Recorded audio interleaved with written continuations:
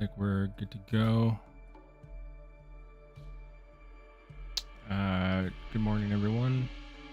Welcome to another live stream for the Peru. I'm just gonna get back to I think where we left off last week.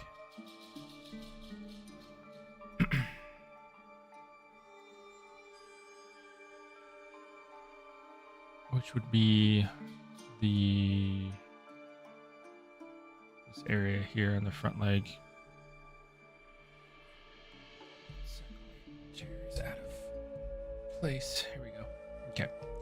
I'm just gonna get back to all these scales and see where we go after that.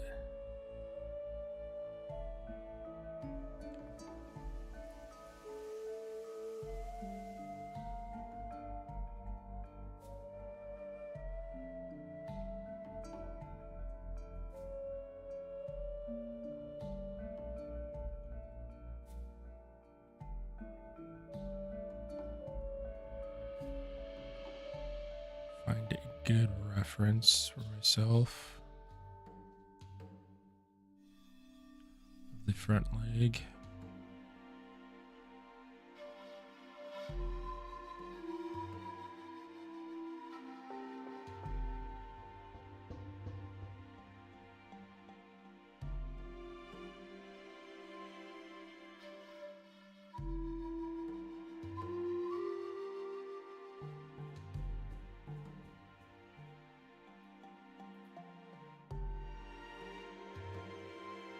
I am specifically looking for the shoulder area so I can see the transition of things.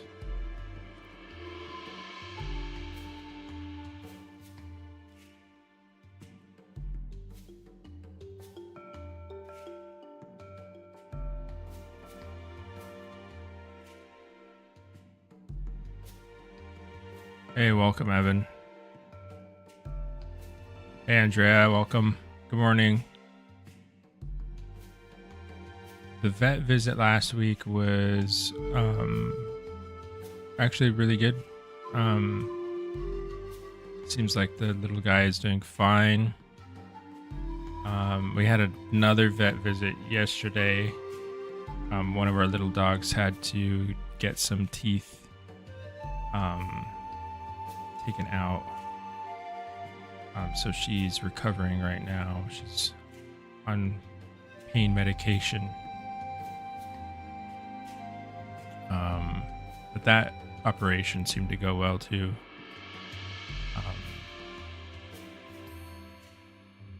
That's one thing about little Chihuahuas specifically. A lot of small breeds, I suppose, have that problem. But their teeth are kind of crowded in their jaws, and they have a lot of dental issues, unfortunately. So we do the best we can. They actually let us brush their teeth, which is kind of funny. But even with that, some of their teeth can get a little messed up.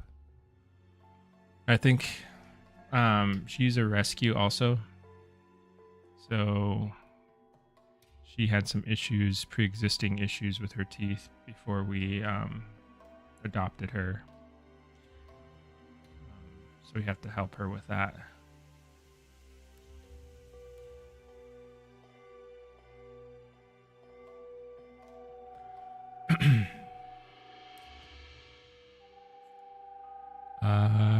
Gibber?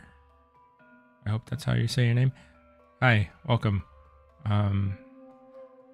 Andrea, poor little girl. Yeah, it's not fun. We got her some special food. She's been able to get a lot of rest, so I hope she'll be back to normal soon.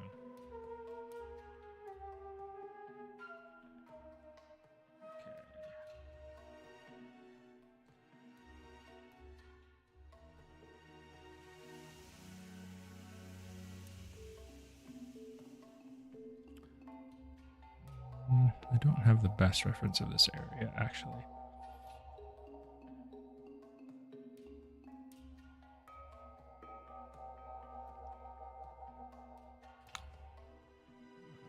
mostly rectangular looking.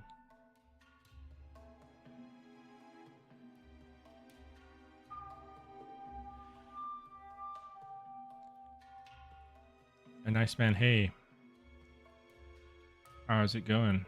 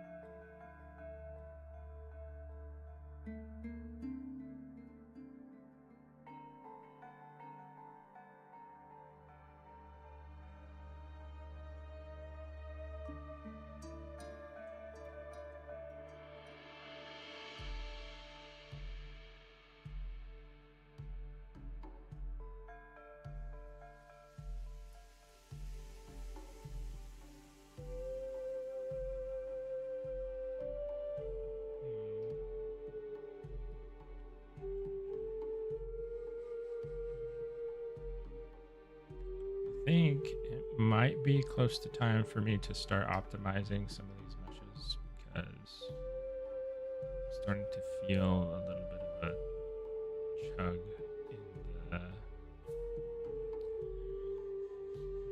in the program. Could be if I'm running anything else that could cause an issue like this. Not running anything super, I don't know, maybe it's just the streaming software or something. Let's see if it irons itself out a little bit. That's not too bad, but I could do with a little bit of optimization here and there. This whole thing is one mesh. I could like Z-remesh it really quick.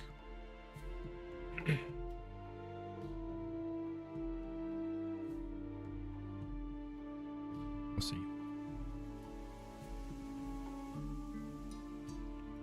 Let's see how it goes. I just realized that this might be a little bit difficult, this forearm area, because of the way that I broke it up, the mesh. It would be nice to merge them, but then I would have to like dynamesh them or something, and I would lose a lot of detail.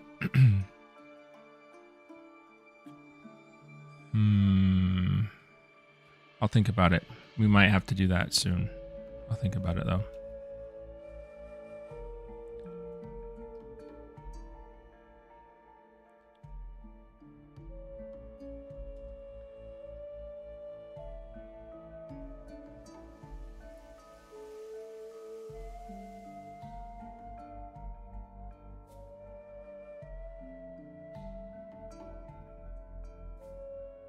I can always project the upper arm of this mesh below onto this surface here and get a better transition. So that might be a quick solution right now.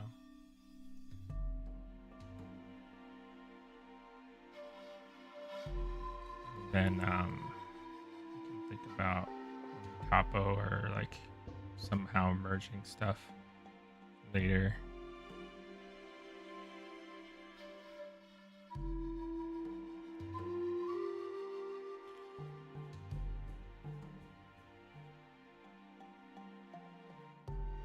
Nice, man. So excited to see the Yoko Carrier in a game. Output would be finished in the next step block. Yeah, I hope so too. Still a bit to do on there. Not like the mesh itself is done, but there's like other stuff that needs to go into it to make it work in game. I'll be doing that really soon. I had to get kind of trained up on it because so I'm used to doing like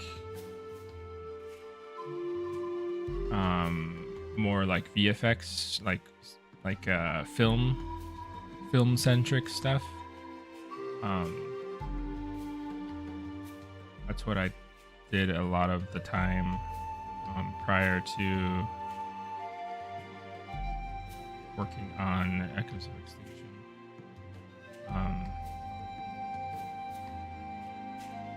So preparing a mesh for this video game, like every video game has its own like specifics. Like prior to this, I worked on Kyoryu, and those meshes were prepared in a different way than this because they're like unique characters, right? They're not like customizable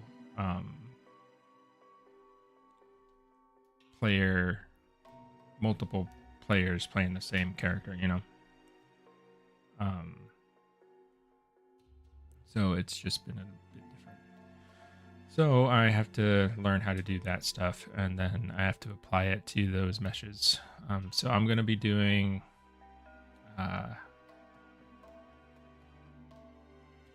different variations on that model for a female version, and then I'm going to be doing a juvenile version.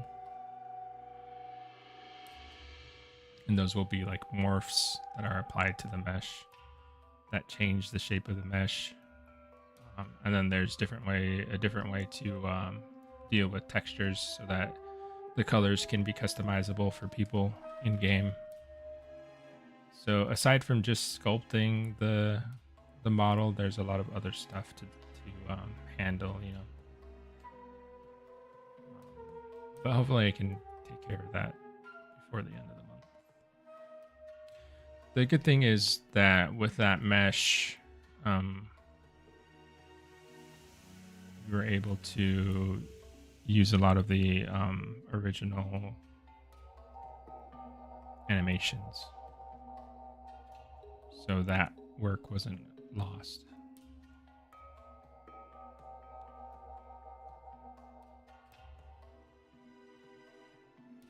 So it's pretty much like plugging in those new textures, the new morphs, and then it should be good to go, I think.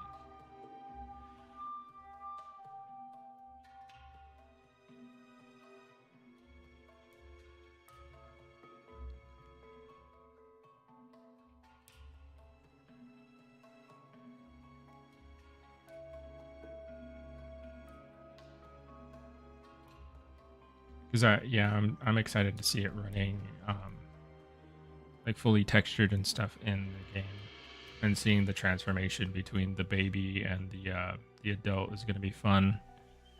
Where is my crease brush?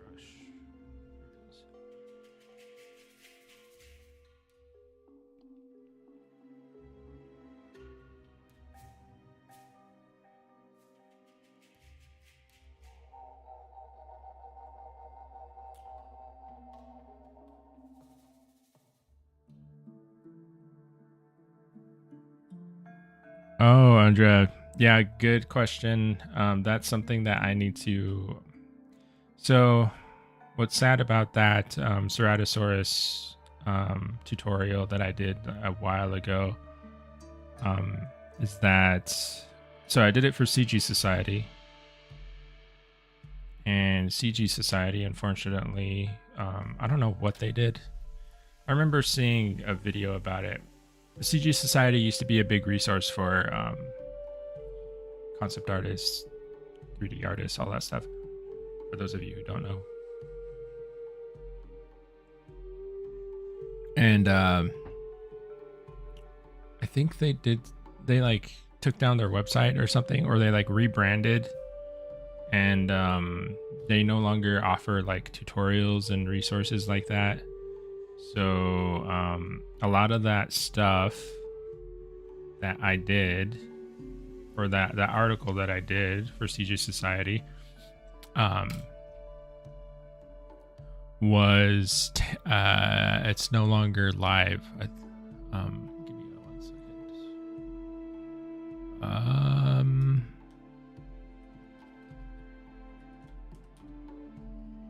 So yeah, it was a whole breakdown of a reconstruction of Ceratosaurus.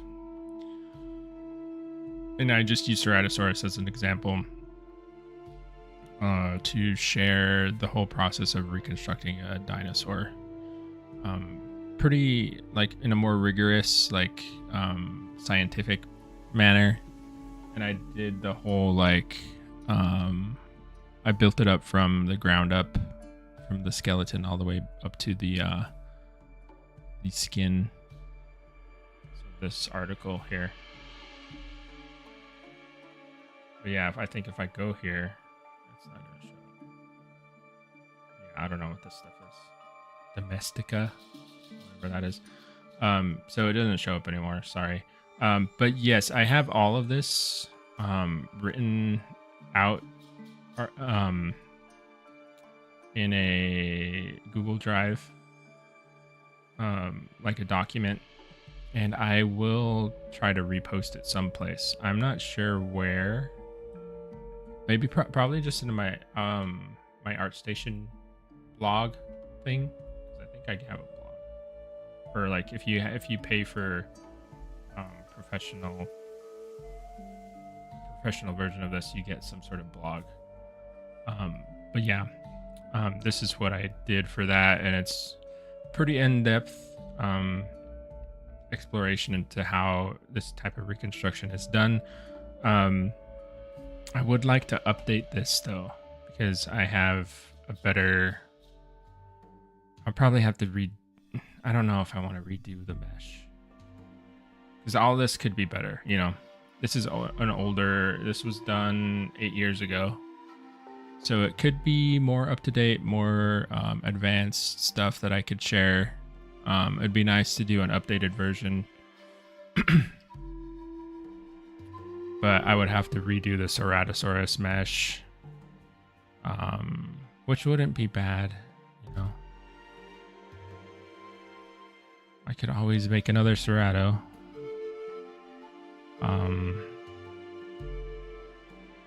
It's funny because I think Ceratosaurus is like the theropod that I've done the most out of any theropod. I've sculpted a lot of Ceratosaurus. A lot.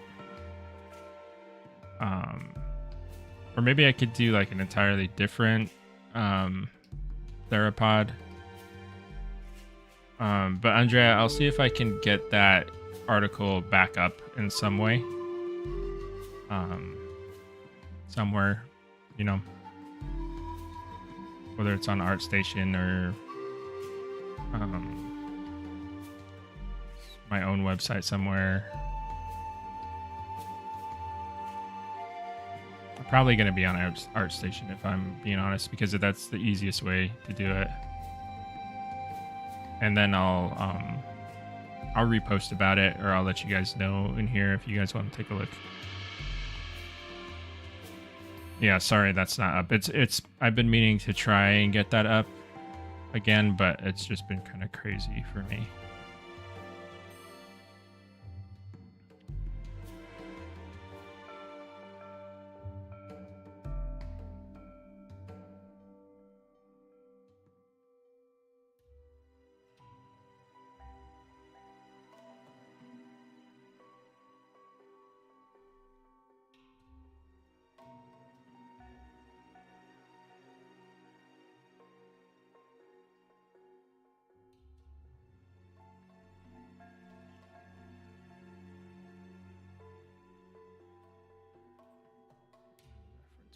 this window.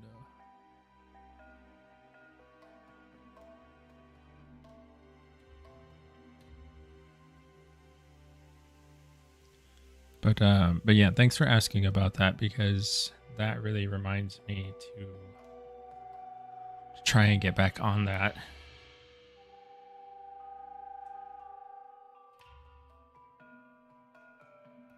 I've been told by a few people that it was helpful to them, so I don't want to take a resource away.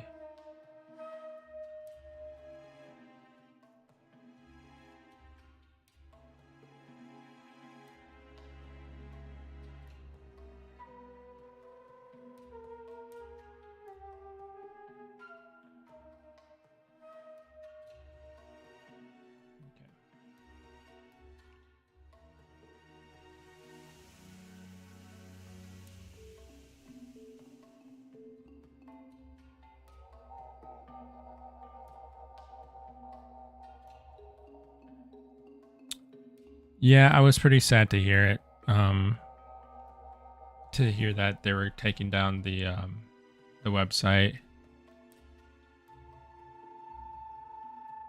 I immediately, when I heard about that, I immediately thought about that article, because it did take a long time to put together. I was pretty proud of it.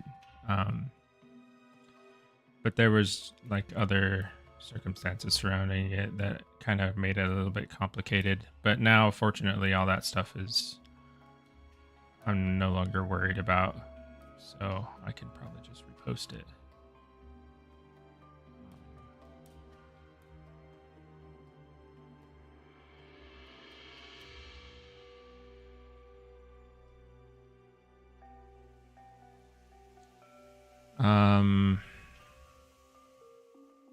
Whatever.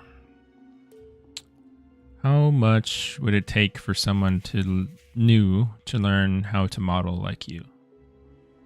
For someone new,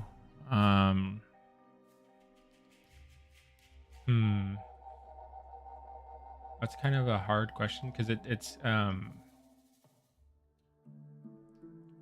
really depends on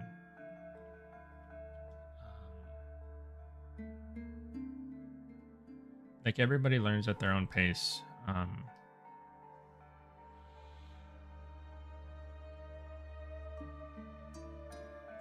Like, for example, for me,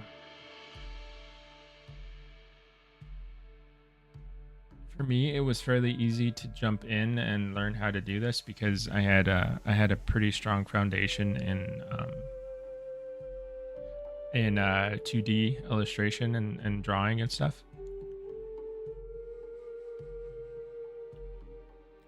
I personally am of the opinion that if you can draw well, you can sculpt well. And that was actually one of the, I heard that multiple times when I was going to college as well, when I was in art school. I actually didn't really start sculpting anything. So I started sculpting traditionally first, using like Sculpey and stuff.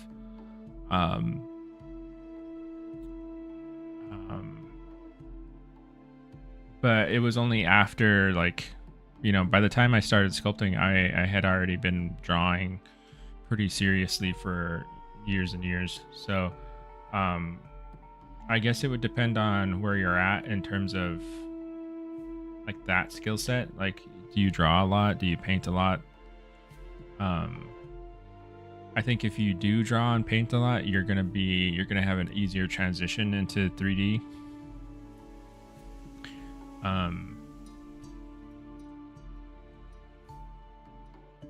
Because I personally can't stress to you enough, like, I feel like people who don't draw and paint and try to move into 3D are kind of at a disadvantage, because there is some information there that you're kind of missing. Ways of thinking, ways of viewing, ways of simplifying things, simplifying forms, proportions, emphasis on silhouettes, contrast, you know, concepts like that come from the 2D realm can be applied to 3D, and it can really affect the quality of your work, I think. So if you're interested in 3D, I would say that you'd also need to try and strengthen your 2D drawing and painting skill set as well, because they affect each other. But if you're just like, say you were like say you were pretty familiar with and comfortable drawing and painting, and you wanted to pick up ZBrush and start sculpting, it took me like I don't know if you guys were here for some of the earlier streams, but I was talking about my grad show in college, and I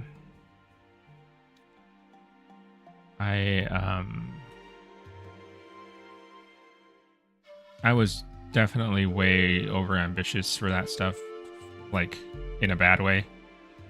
So I kind of like super stressed myself out and other people out to try and get stuff done.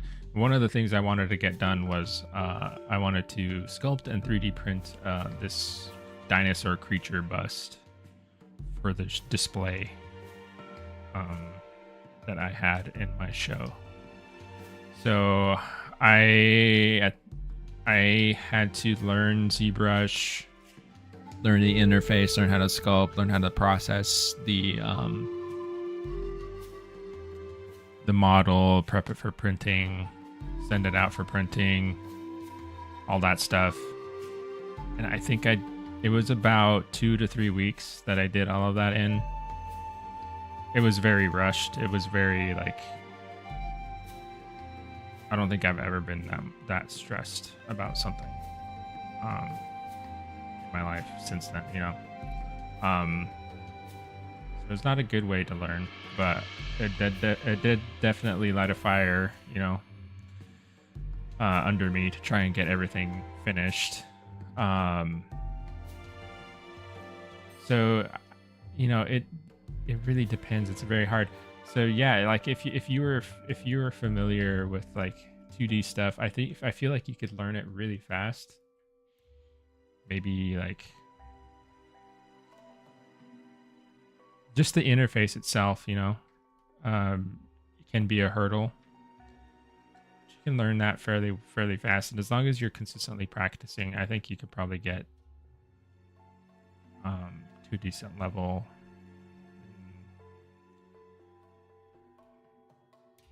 I'd say a few months, maybe. It depends, you know. It's like I said, it's really hard to judge because it's all about like how much time the more time you spend on something, the more time you practice, the faster you're gonna be. But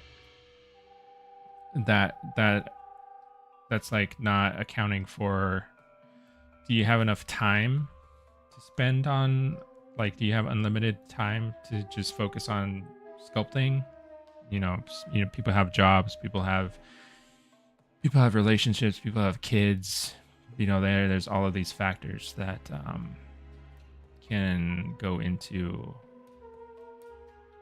the amount of time you have to dedicate to something. You know, if you want to be a hermit and lock yourself away and only focus on ZBrush, then you could probably learn it and get good at it really quick. You know, if you want to have a life, then it's gonna take longer. So I don't know. I hope that was in some way helpful. It's kind of a rambly question. A rambly answer. I would say if you're trying to learn stuff like this, don't compare yourself to people though. Like, don't look at people like professionals, people who've been doing it for years, and start saying, oh, you know, I'm not like that. I need to be like this, or I need to be this fast. That's a really quick way to get yourself demotivated and like very like down, on yourself about where you're at in terms of skill level, don't do that to yourself. Be patient with yourself. Like, things take time. Set goals for yourself. Try to be realistic about them, but definitely set goals that you think you can achieve. Like, maybe start with a simpler project and then try to do that the best you can, and then slowly build your way up to a more complex model, things like that. Be kind to yourself, because it can definitely become kind of, you want this to remain fun. You don't want it to be like a toxic thing.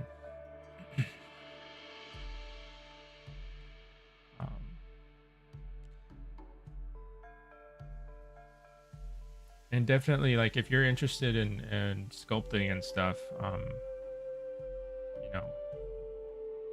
hope that you keep coming to these streams, because you can ask anything you want, really, and I will try to help you if you'd like. Let's see. I took a long time to answer that question.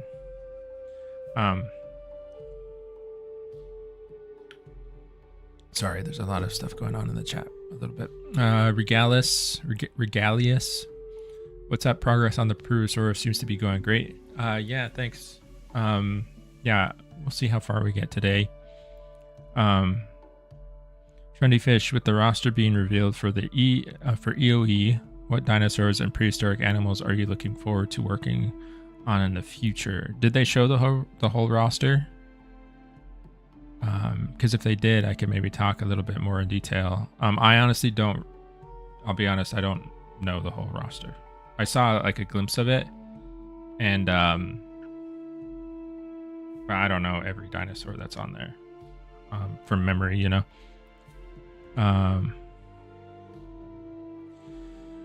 Whatever. Good at drawing, meaning ideas, or just design or the action in itself. Kind of all of it.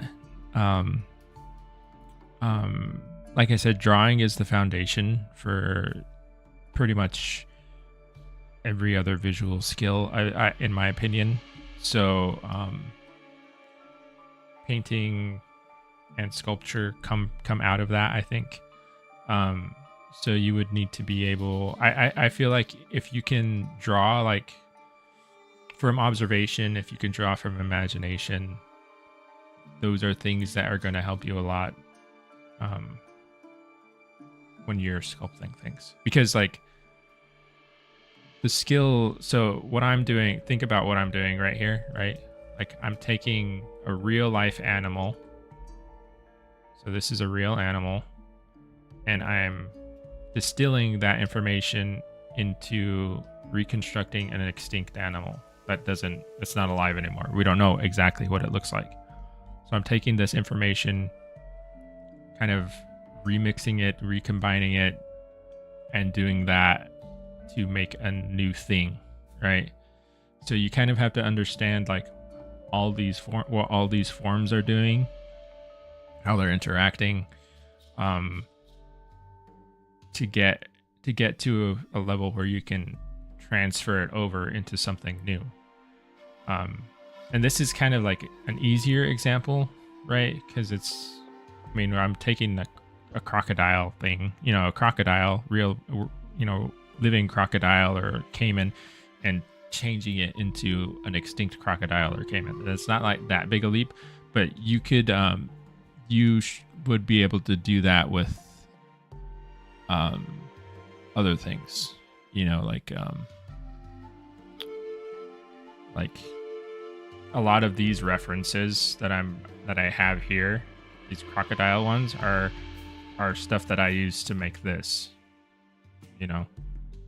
which is completely fantasy.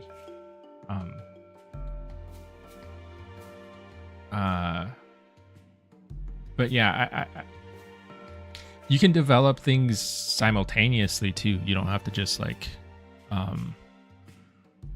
you don't have to just focus on one area. You can kind of spread yourself out, but I would anticipate a little bit slower progress if you did that, because you're taking on you're multitasking at that point.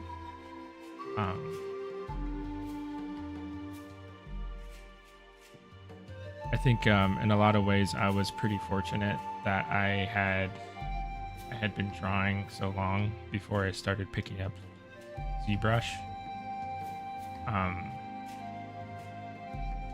and like just sculpture in general.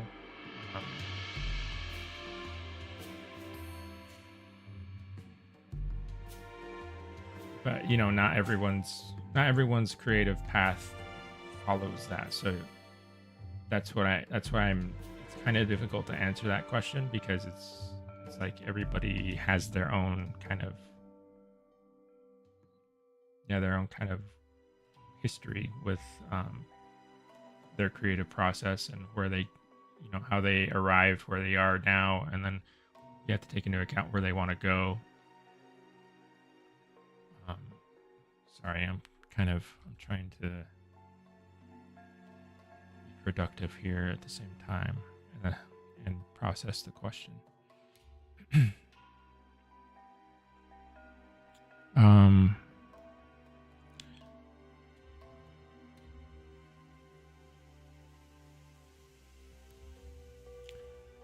Let's see. Sorry and hello. A nice man. It would be cool if you playing a T-Rex or another bigger dinosaur, and when you bite a tribal, it would do an animation where the T-Rex swallowed the tribal, like in Jurassic Park movies. That would be cool. Let's see.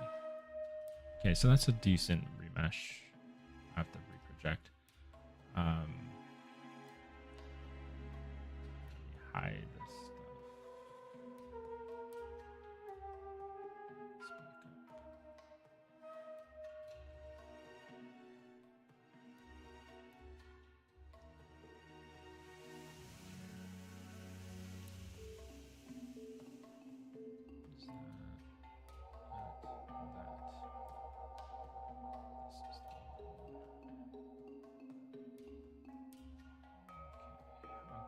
Save that before this happens, because who knows.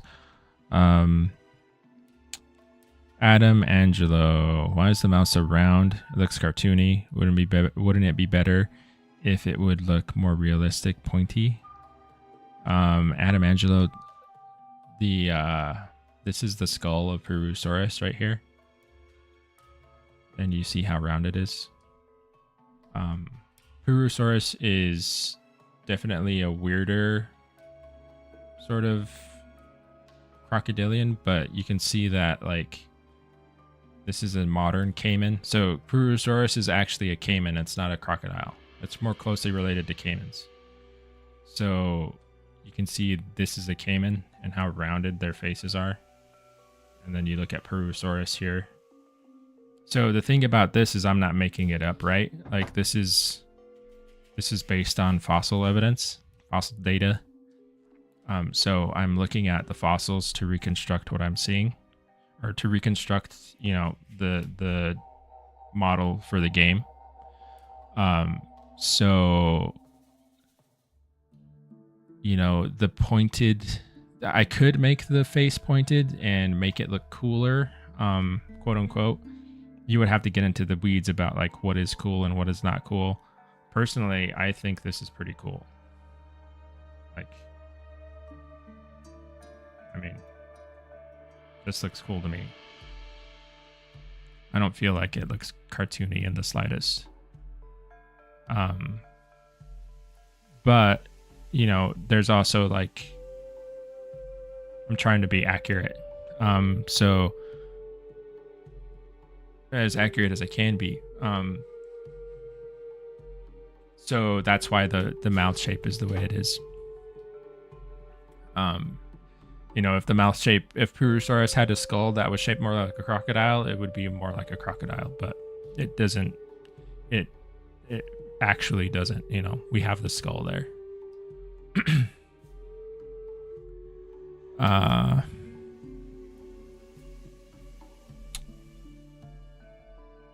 Zeng.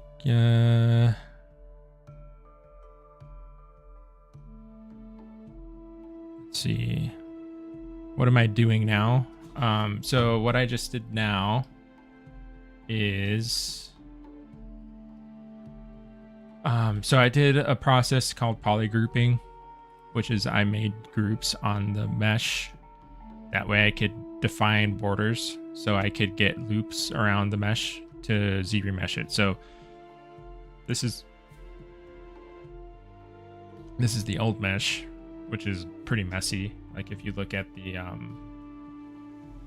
topology, it's basically just like it's Dynamesh. So it's like smashing a wire mesh through the model, and it makes very consistent topology, but it's very like inefficient because it's so dense. You can see it. This is already at 2 million polygons, and I don't really have any detail in there. I could start detailing, but I was talking about the performance of the program earlier, and part of it is that in ZBrush, when you rotate your mesh, it actually visualizes a lower subdivision of the mesh, which is a simplified version of the model, and it actually makes the program run a lot nicer because it's not having to move millions of polygons, around. So that's why I'm processing the forelimb to be simpler like this and a little bit more optimized. That way I can get a little bit more performance out of the program. But it requires just a little bit of pre-processing, so I can get the detail, because I don't want to like resculpt the detail. I just want to make the mesh a little bit more optimal, so I can get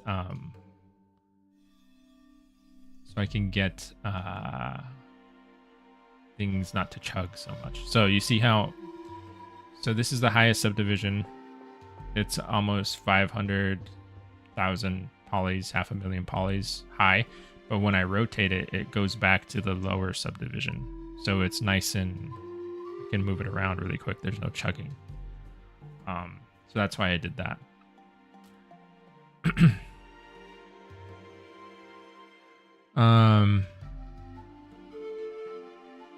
Sorry, it's still catching up to chat a little bit. Andrea, be patient, kind to yourself was probably the best advice you could give to peeps starting with anything new. Thank you, thanks. Yeah, that's a hard thing to do. I'm not so patient and kind to myself some of the time, but I'm trying to get better about that too. It's a constant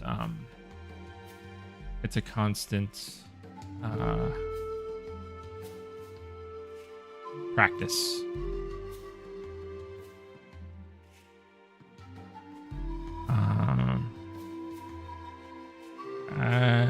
Adam Angelo, round isn't scary, pointy is scary.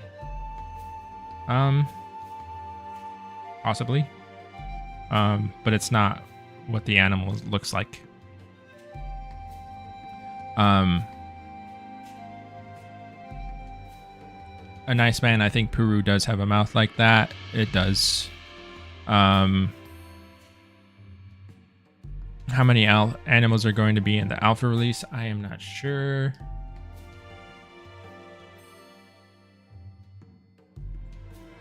Start projecting.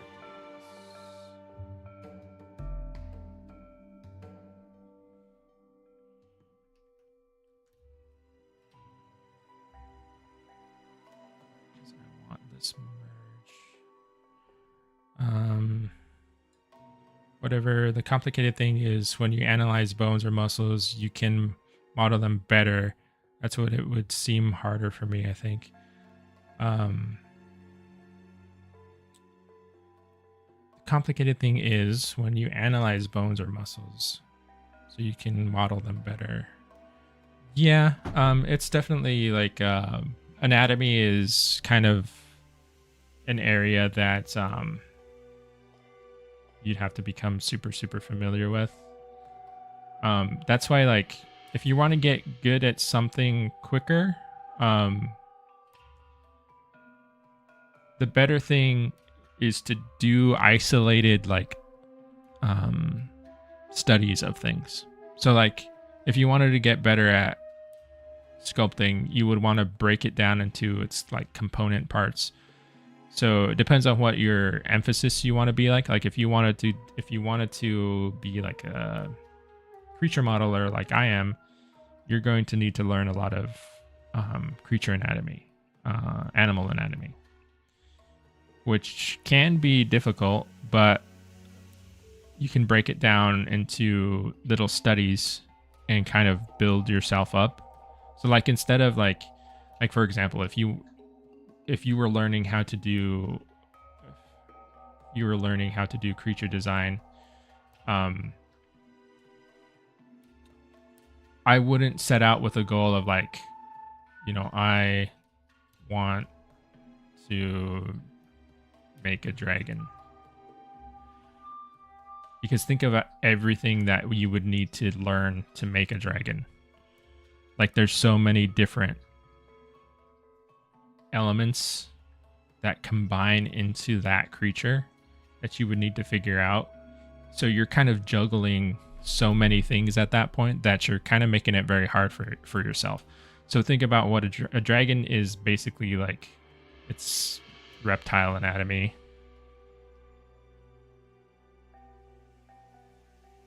Combined in different ways with, various different kinds of reptiles, maybe a bit of like pterosaur or like bat.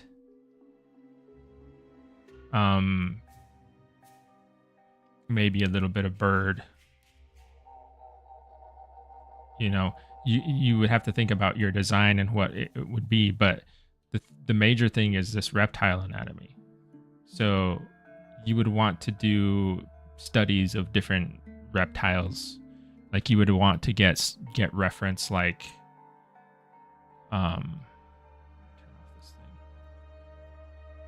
you would want to get this type of reference and just do studies of these. Like you would want to just sculpt the bones, sculpt just a leg, sculpt just an arm, sculpt just a face of like a monitor lizard or like a crocodile or something.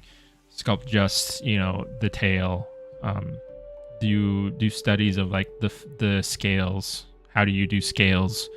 And then once you feel comfortable in each of those little things, then you kind of combine it together and see if you can do like a realistic monitor lizard or a realistic crocodile or something, and then try and see if you can extrapolate into something made up, something fantasy. That's just, that's a rough example of how you could do it. It's not the only way to do things, but tackling like a big project or like trying to match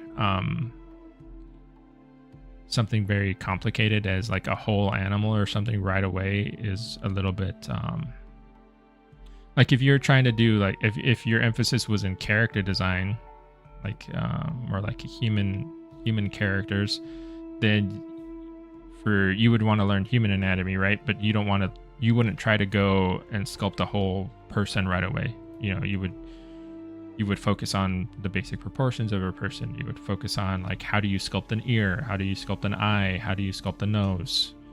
And then gradually you like put it all together. Again, simplify it for yourself. Try to work smarter, not harder.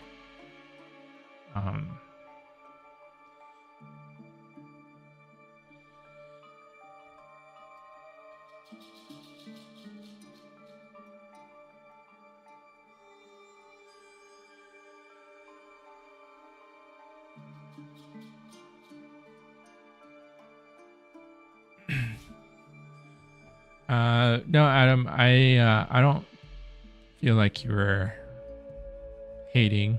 It's just that it's kind of subjective, like what is cool and what is not. The thing about nature is it doesn't care what's cool or what's not cool. It just cares about what works. So there's a lot of, if you look at through like the like fossil record, there's a lot of animals in there that look kind of goofy. Like I'm trying to think of I mean, lots of sauropods have weird faces.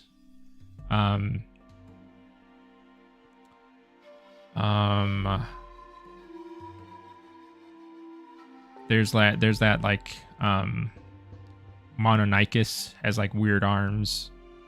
You know, there's different weird looking animals out there that you wouldn't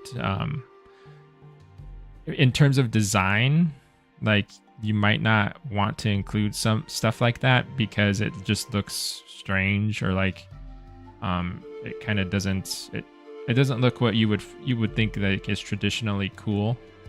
But personally, like,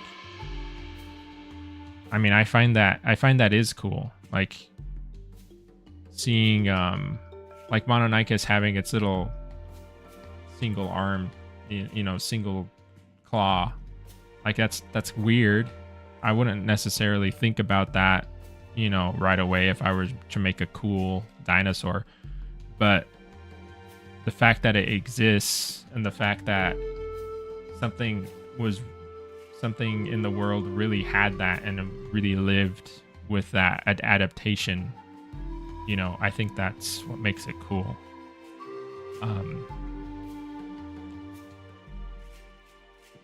Because the thing about, you know, yeah, it just, you get kind of in the weeds of like subjectivity of like what is cool, what is not cool.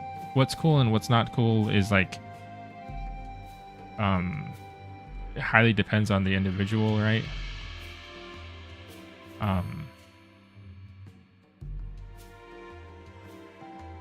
What's scary, what's not scary, all of that stuff. It's kind of hard to navigate when you're an artist.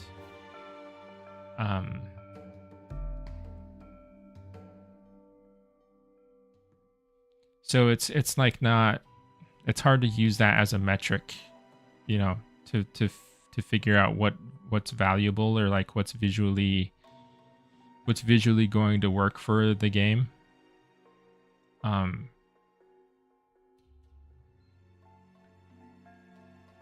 For the game currently, the goal is to be more grounded with the designs for the dinosaurs.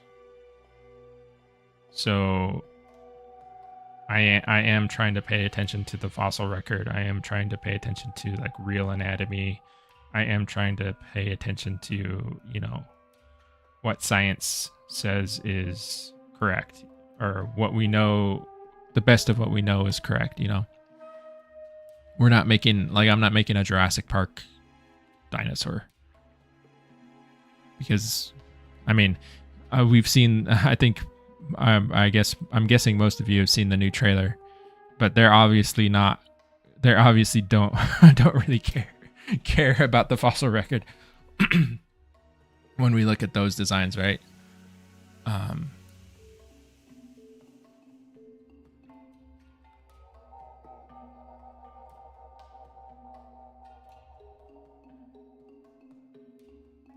But no, it's not like, I'm not taking offense to it. Like if you don't think the Peru looks cool, then I guess then he's not cool. But I don't know. I think he looks pretty cool.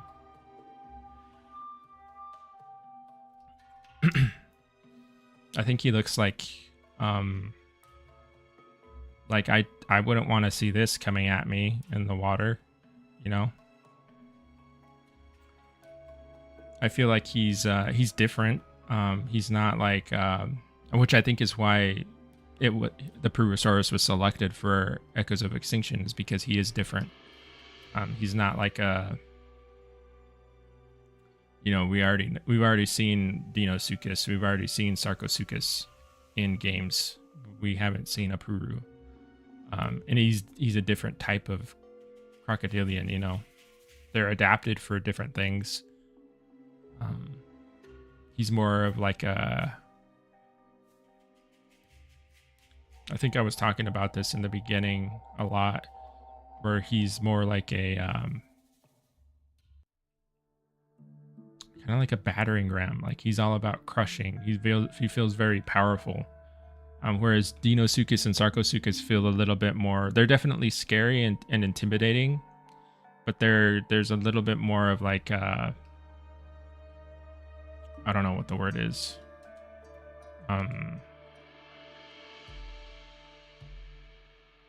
Yeah, I'm trying to find the word. What is the word?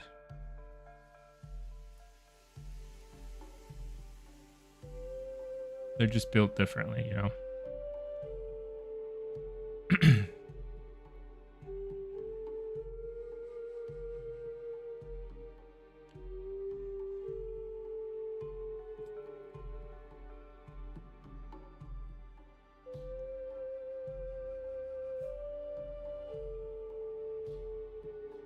Trying to get all these scales into this arm. I didn't think I was gonna work on the arm today, but we're here, I guess. Try and separate these scales.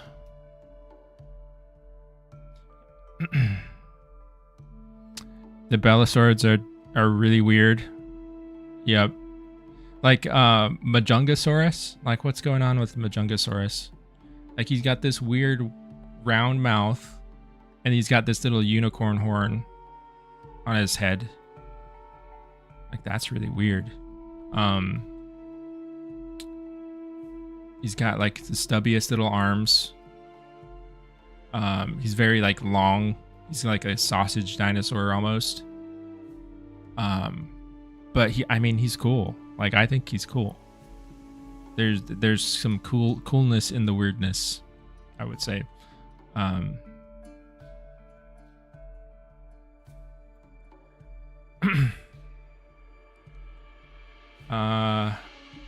Gizmo looks epic. Thank you. Andrea, I've never seen Mononychus before. Its front legs remind me a bit of a three-banded arm. Yeah. They have armadillo arms.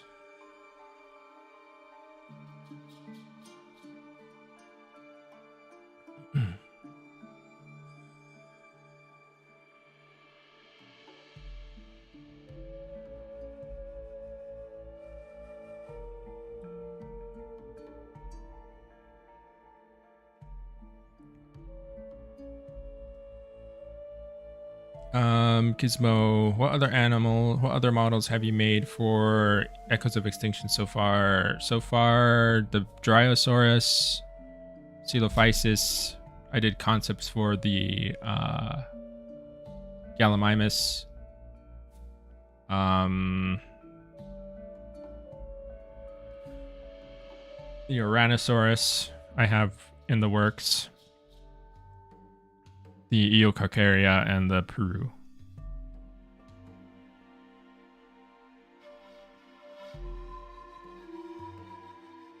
So actually quite a few. Like I'm not going through like the full process for all of them. Like for example, the Gallimimus, I'm not sculpting.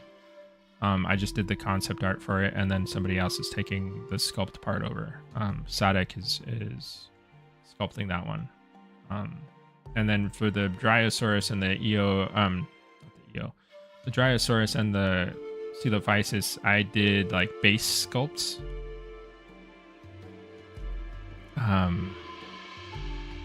And then those were handed off to somebody else to like detail, you know. So I'm not doing like everything for every single model. For the bigger models, I'm doing majority of the stuff though.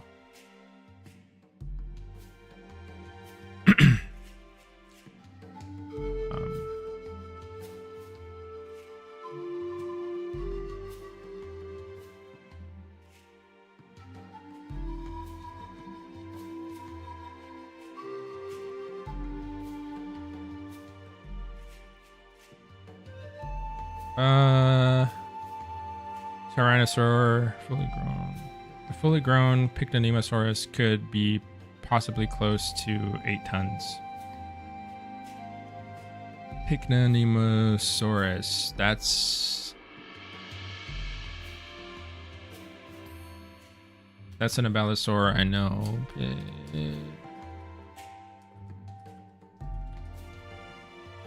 I don't know if we have a lot of data for Pictonema, right?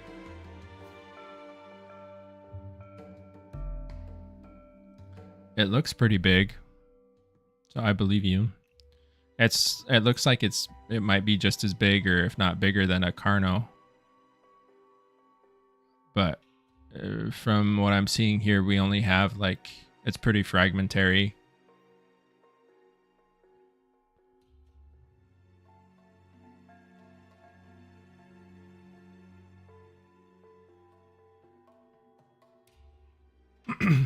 But I believe you. Looks like a pretty big Belisaurid.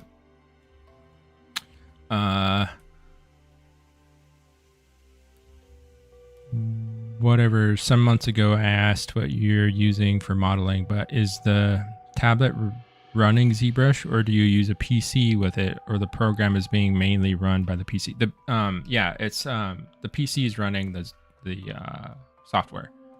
I'm just using the tablet as like an attachment to it's a peripheral thing that I'm using to sculpt with. It's just a USB, connected with a USB cord. I do have, there are tablet PCs like that can do both. Wacom has what the heck is it called? The Cintiq Companion, I believe it's called.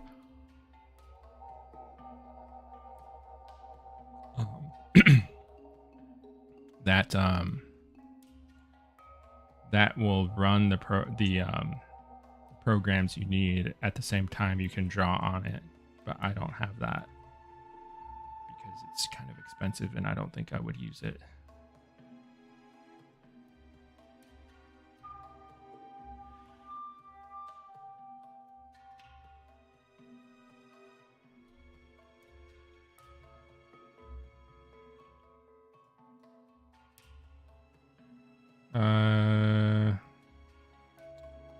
Pizzi, do you know if Puru can grab all dinos in upcoming roster? I am not sure.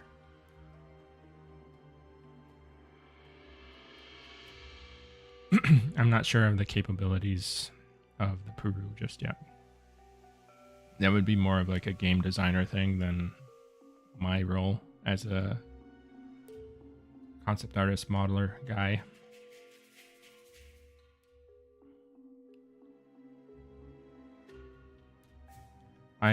I'm just making the mesh, right? Like I don't really have a ton of control over what it can actually do in the game.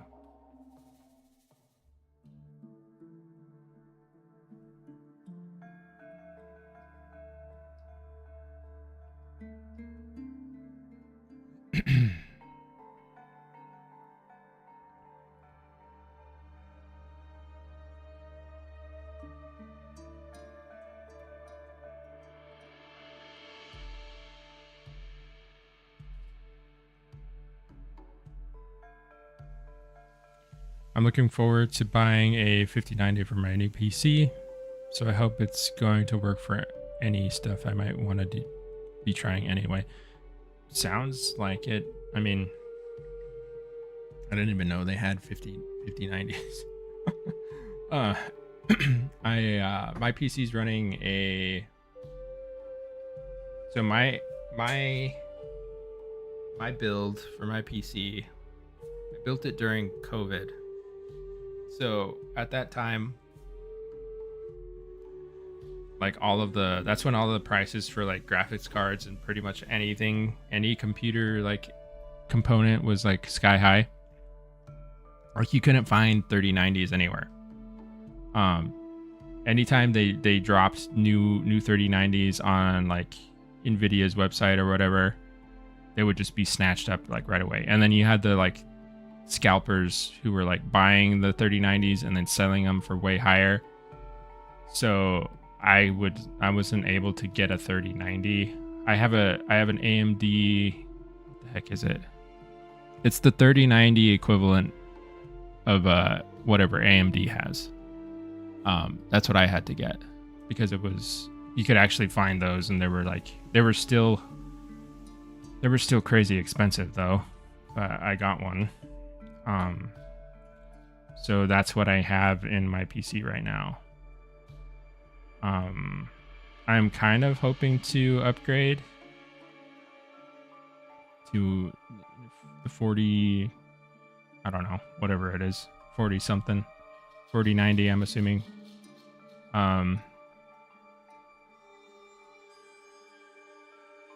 But I'm not sure yet, because I really like the last thing I want to do is like rebuild my computer right now. It's kind of a chore. If I can just buy a new graphics card and just pop it in and it works fine, then that's one thing. But if I have to like buy other stuff to get things to run well and like be able to accommodate the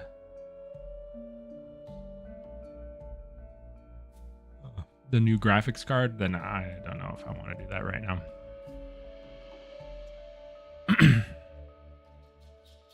I thought about upgrading my PC just because I wanted Monster Hunter Wilds to run really well. But as far as like working on stuff, I don't know if I want to do that.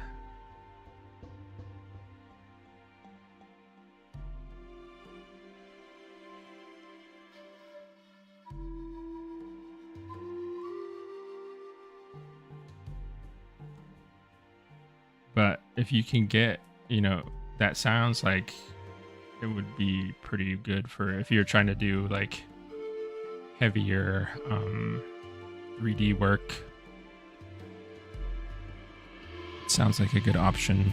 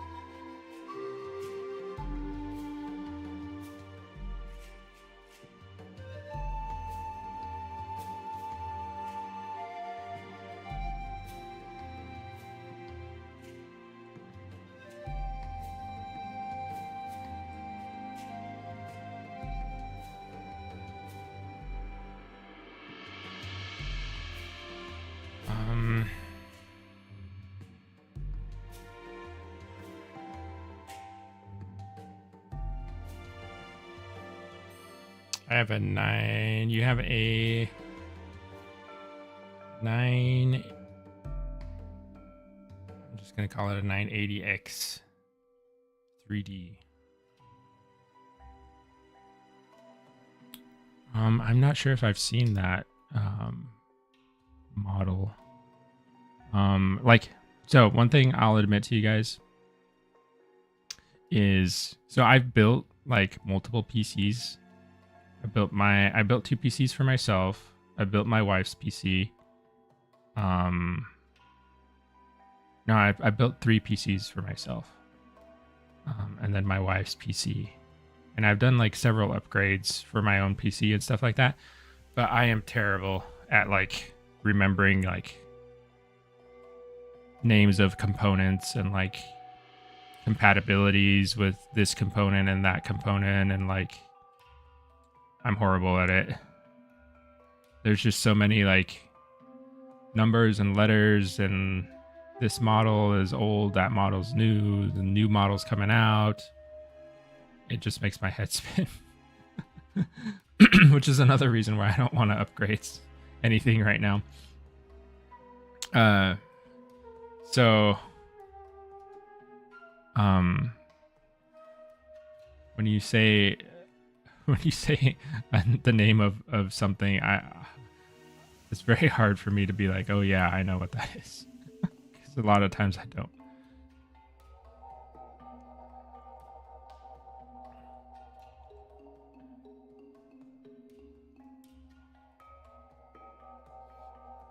Like I'm a tech guy. Like I can build a computer like out of necessity because I need it, right? I need it to make the artwork that I want to make. But man, it really hurts my brain to do that stuff.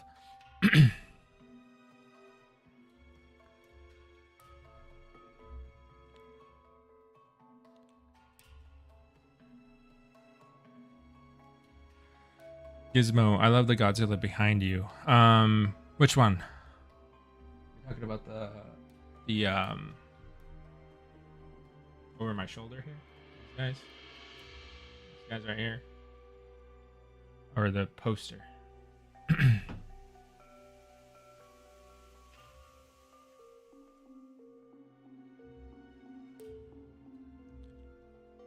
think I got the flow of these arm scales wrong.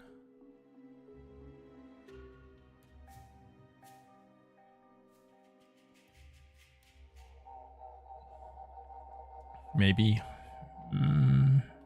I got them wrong.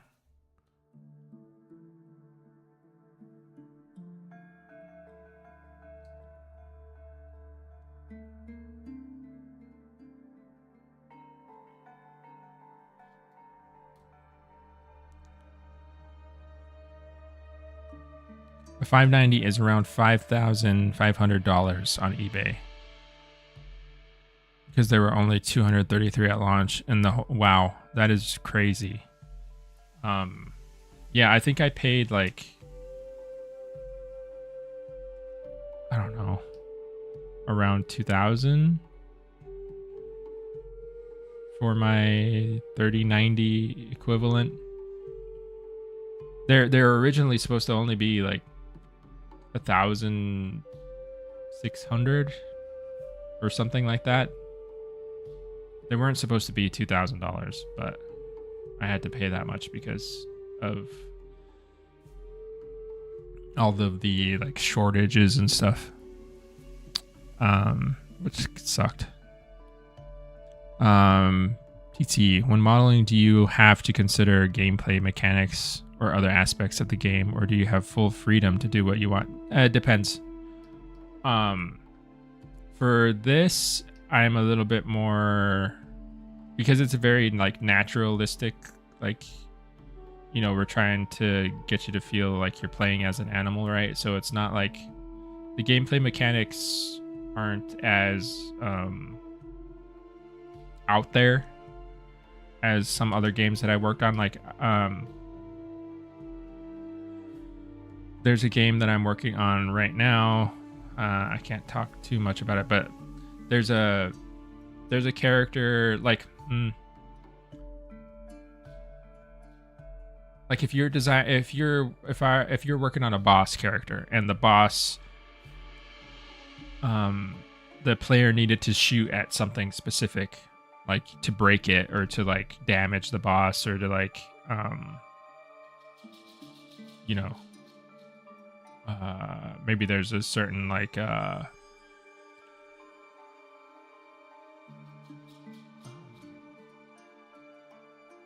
yeah, just like different ways to like tackle the boss or something, then you would have to take into consideration what is that thing, and make sure you're including it in the mesh. Like if you're supposed to shoot the boss's face, and at a certain point the face like breaks, then you would need to make sure that that's a feature in the mesh, in the design.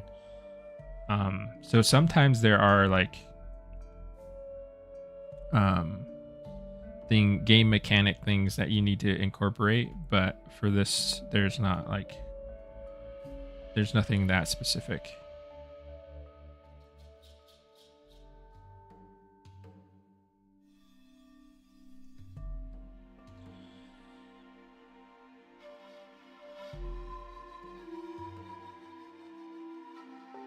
Probably a newer PSU for your power supply, yeah. For the 4090, depends on what you got right now. I don't know what I got right now. But probably it would probably need more juice.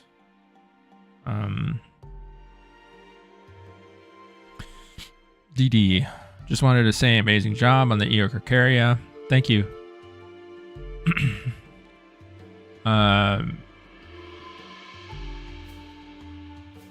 Is the best CPU in the world for gaming, but it should be okay for software stuff.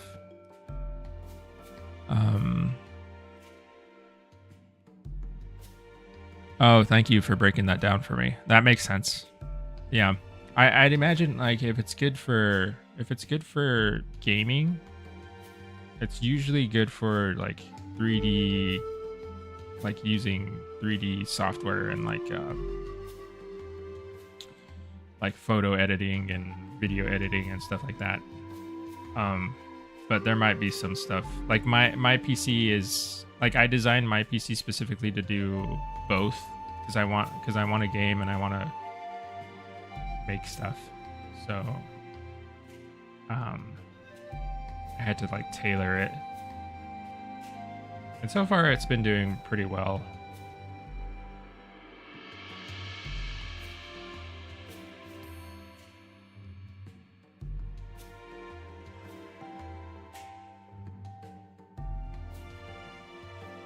The statue next to my shoulder. So I have 3 guys. So I have a Shin Godzilla, this guy, which is probably my favorite one out of the figures that I have so far. He is actually the hardest one to get to, because by the time I was able to get him, he was already out of, I think, because this is the original release. It's the original version. They have a lot of like recolor versions.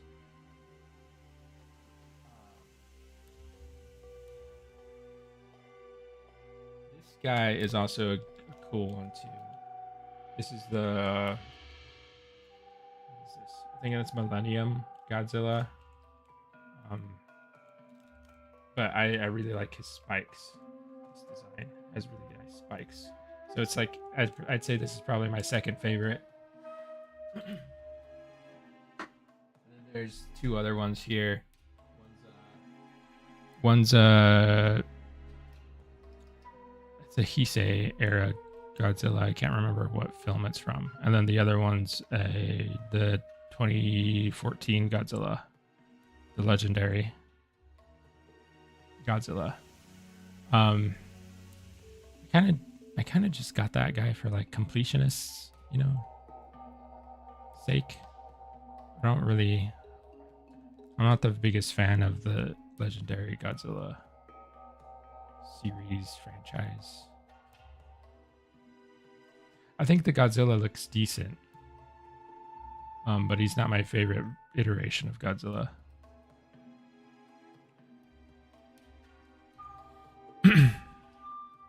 My favorite would have to be the Shin version.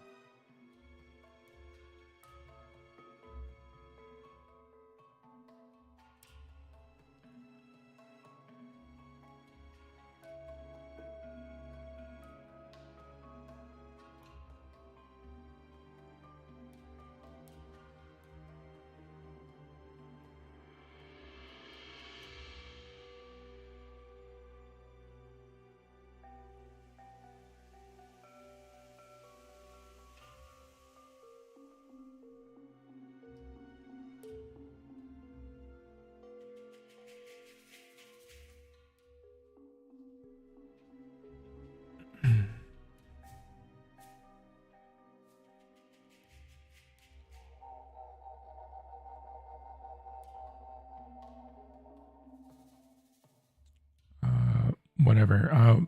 With Space Marine 2, you mean like the performance is good with it?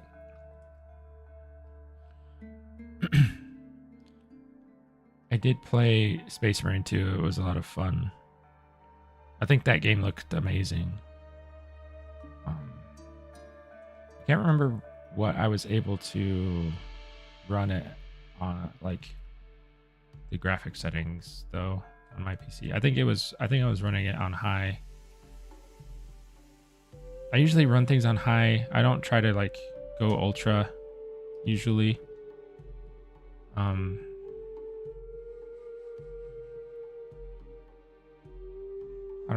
I don't know if it would actually run well if I went ultra on that game specifically. I don't think I tried it.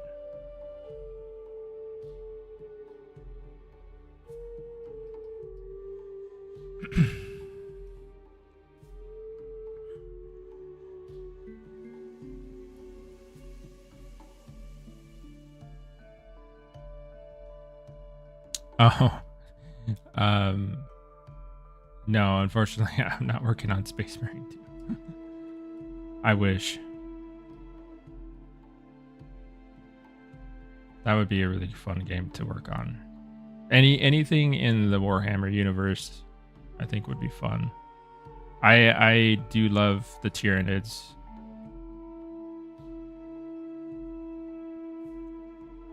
I had a Tyranid army for a very short time.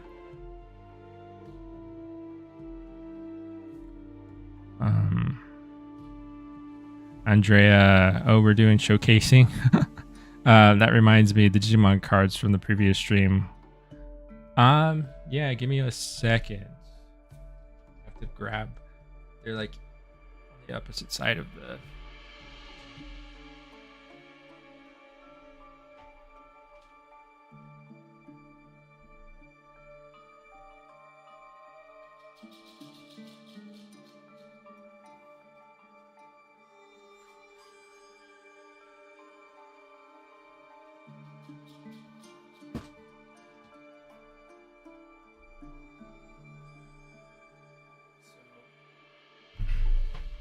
So I have a lot more of the, like I have a lot of the newer cards, but these, like from a sentimental standpoint, these are the ones that I kind of care about the most because I had them for such a long time. Like I got these when I was, man, I don't even know. Digimon had just come out, and it was out for maybe, I would say maybe like a year. So I don't know. When did the first season of Digimon come out?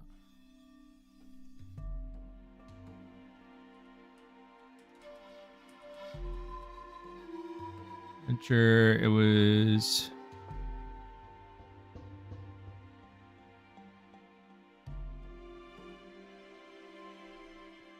Digimon Adventure in 1999.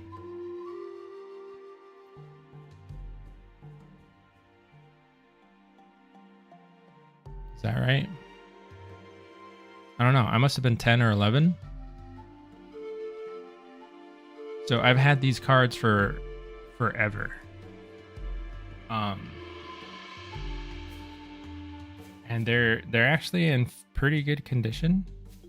They're not like super rare or anything. You can like get these if you wanted to buy like a starter pack on eBay or something, you know, but they've been with me for many years. And one of the things that I loved about them so much is I actually used to draw these. So I would like pick a card, and I had a notebook. Not even like a sketchbook, it was a notebook. It had lined paper on it. And I would just study them and draw.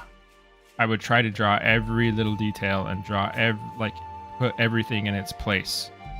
So I would try to draw it exactly as I saw it.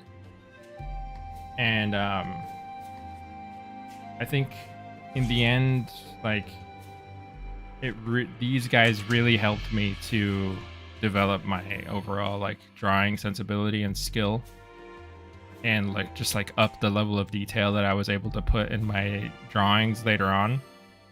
because they're so detailed, like the style that oh man, I can't believe I'm forgetting his name. He's basically like a legend in terms of like Digimon and the way he drew. I can't believe I'm forgetting his name right now. But anyway, his style is very detailed.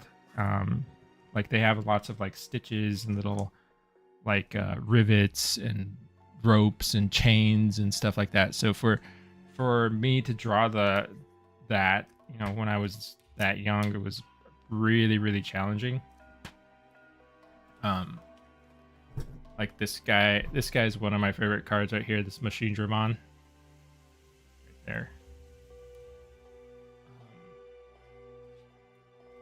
But yeah, I have almost all of these, the older Digibattle card game. I have almost all of them, except for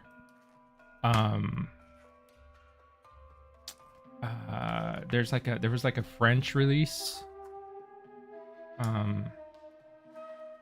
that had like a couple different waves of cards that are pretty hard to get, and then there's these like Taco Bell promotional cards. I actually have 3 of them. This is my favorite one. It's a War Greymon. I just think that art is really sick. One of my friends gave this to me in elementary school. So like, yeah, there's a lot of sentimental value in these cards. Like very old friends traded some of these cards with me.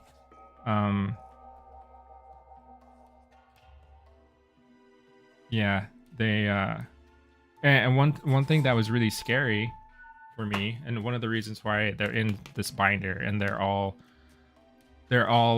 sleeved and I keep them here in my office now, is because so in 2020 my wife and I bought this house and we moved into the house right as like COVID was like actually the day that we moved in was the day that Oregon initiated their like lockdown thing. So right as lockdown was starting, we were moving into our house, which was really stressful. But these cards were in a binder, not this binder, a different binder, and they were put into a box. And that box was, it was moved so fast, you know, we were moving so fast trying to get in before everything was just shut down and we couldn't get anywhere or do anything. So they were put into a box. They in a binder in a box. That box got transported from our apartment to the new house, and they, you know, it just got shuffled around. We were unloading things so fast. That box ended up in the garage for like a while. And unfortunately, like here in Portland, the humidity is terrible. It just rains all the time, especially in the winter. So and of course the garage isn't like temperature controlled. It's not humidity controlled. There's no like climate control in there. So unfortunately, some of those cards started to like, I had totally forgotten about it. There was, we got into the house, we unpacked, and I just kind of like spaced it out. I was trying to get my workspace settled, and all this stuff was going on. But anyway, yeah, those cards sat in the garage for a while. And unfortunately, because of the humidity and all that stuff, some of those cards started to mildew. And I don't know why, but it was specifically the foil cards, the ones that have like the metallic like sheen to them. They're the ones that got kind of, I don't know. They had this like weird, just distressing on them. And by the time I found it, unfortunately, a few of those cards were ruined, which made me really sad. But unfortunately, fortunately, I was able to find replacements. The majority of the cards were completely fine. But yeah, I found replacements for the ones that got messed up.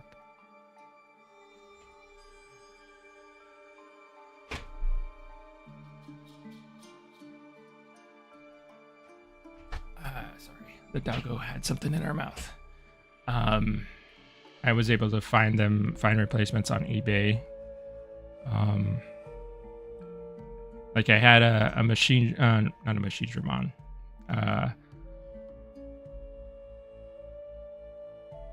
A metal Digimon card that got messed up. Puppetmon got messed up. A lot of my Dark Master cards, which I'm really fond of, got messed up. Yeah, so really happy that they're safe now and I can continue to build on the collection, because there's still cards that I'm missing, you know, that I'd like to grab and put in there. But that's just one binder, and I have another binder for the second set of those older cards, and then I have quite a few binders for the newer card sets that have been released. I have a good chunk of those too. I would have to, like, I don't know. To show you guys the whole collection, I would have to, like, you know, we'd be here for like a couple hours. So I don't want to show you guys everything, but maybe I'll do that as like a separate video on my own channel sometime.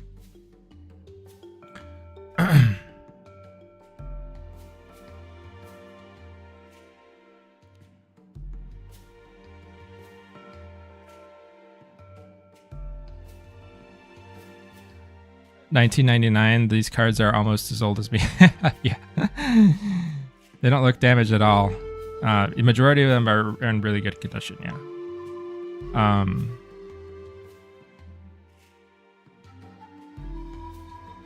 Yeah, they really mean a lot to me, those cards.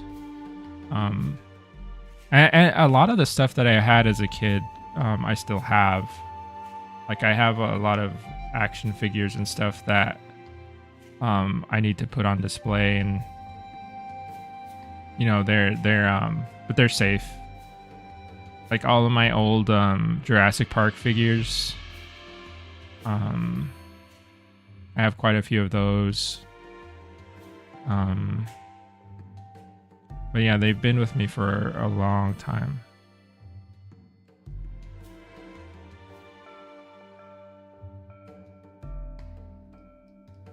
Long time.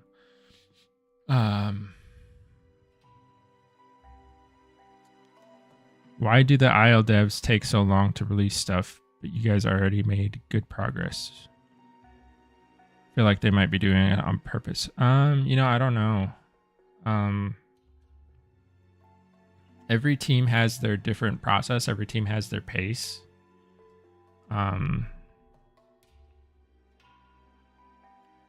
I'm not actually sure how that game is being made or like put together. I mean, I played the IL a long time ago.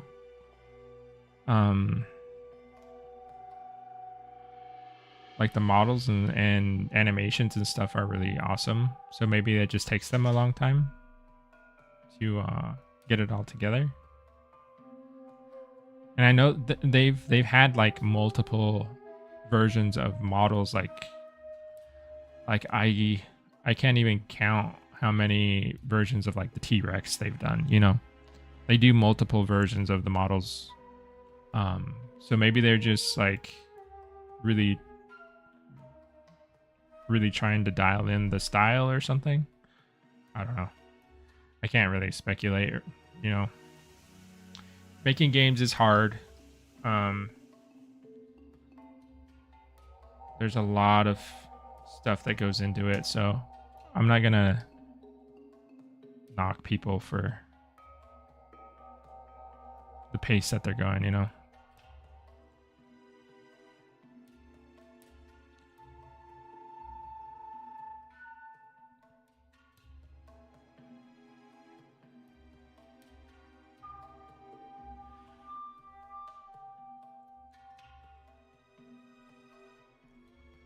I do think, well, I don't know.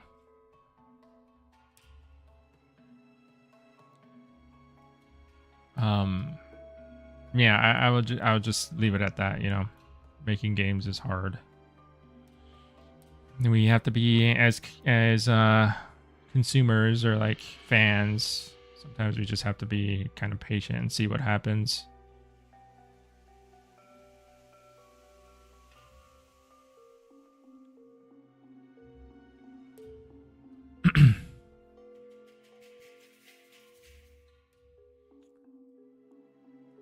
Andrea, a separate video would be fun. Finally, you found your personal YouTube channel, so I'm looking forward to what you will do once you have more time. Yeah, I'm hoping to stream on there soon. Oh my gosh. Sorry, guys. Tifa. Pork. Pork.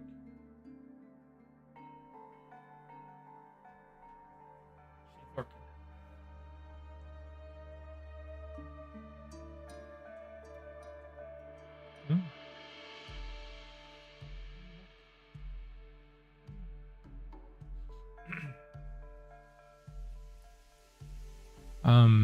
Yeah, I'm hoping to stream on there soon. One thing I want to do is, so I have a lot of personal projects that I want to get done.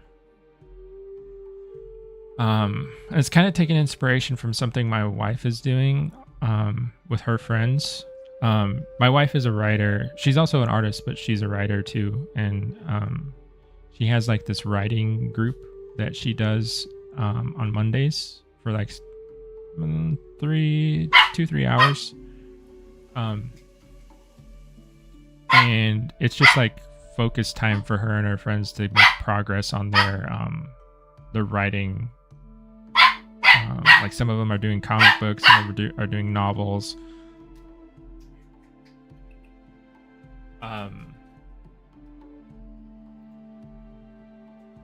But it's just time for them to like focus on that stuff.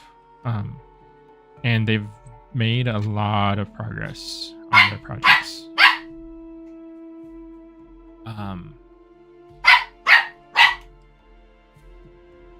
So I think that would be helpful for me, because I want to make a lot of progress on there. I have so much personal work that I start and I just haven't finished, and it's like they're so close, so close to being done, you know. And it's like I can't even put a number on it. It's not like a gigantic number. It's not like hundreds of things, but it's like definitely like, you know, upwards of 30 different things that are like this close to being done. They just need a little bit more push, and then I can kind of finish and share them. But I think something like that would be would be very useful for me. Just like a time to like work for a few hours on something that I've been meaning to get done, hang out, talk to people. Maybe, you know, if you guys are working on stuff, you guys can work alongside me. We can share progress, kind of motivate each other, get stuff done. Because I think that's hard, like working in isolation and working on your own projects, keeping yourself motivated can be pretty hard sometimes.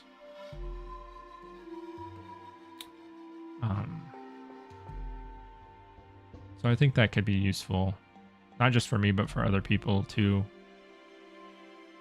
But I'd like to do that soon. I have some freelance stuff that I'm doing that I think will clear up here in the next few weeks. And then I think I'll try and announce that a time and place for that to happen.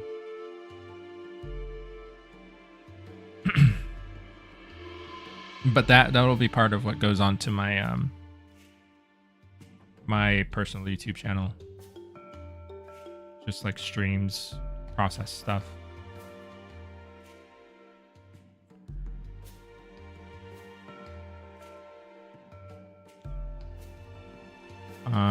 Whatever. They trashed those ones and the whole older branch. So those models aren't even playable anymore. Like you can't like select them and play as them anymore.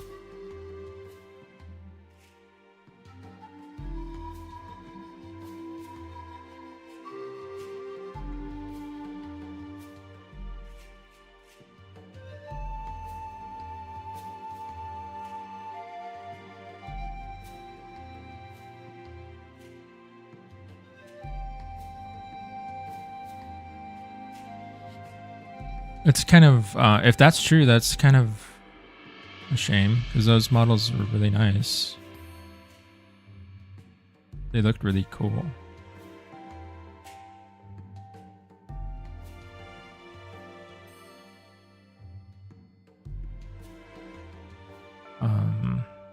They want to add like 60 dinosaurs, but until now, they made only under 10 in 5 years of work. Oh, okay. I did not know that.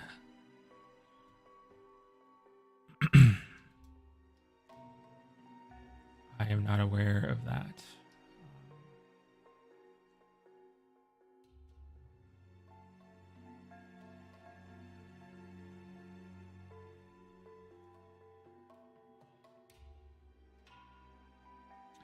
Andrea, is the little one the one that had the teeth surgery? No, she's the little puppy that we have. So her teeth are all brand new and very sharp. So she has no teeth. Nothing to worry about for her teeth right now. It's us who has to worry about her teeth.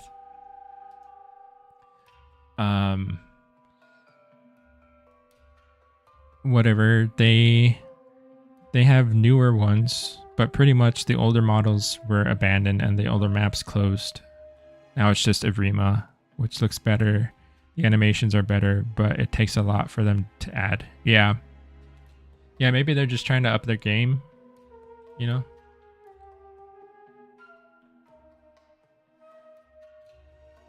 Do they have... Well,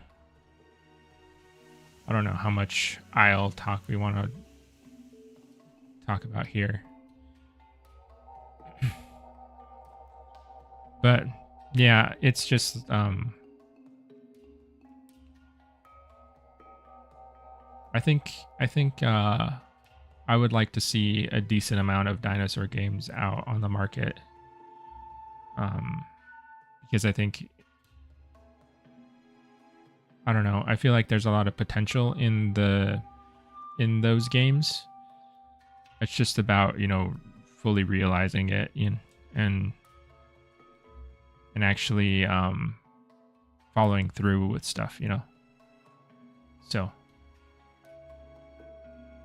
I hope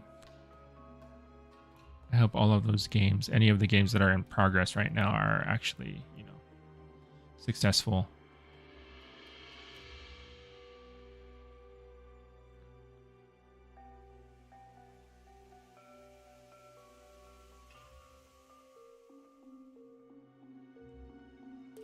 And you know, Echoes of Extinction, of course, because I think the game has made a ton of progress in the amount of time that it's been in development. That's one of the things that really inspired me about the game when I was first approached about it, is just seeing like how fast everything has come together and how much is already there. I think everyone on the team is super passionate and very capable. So I feel like this is I'm really excited to see where all of it goes.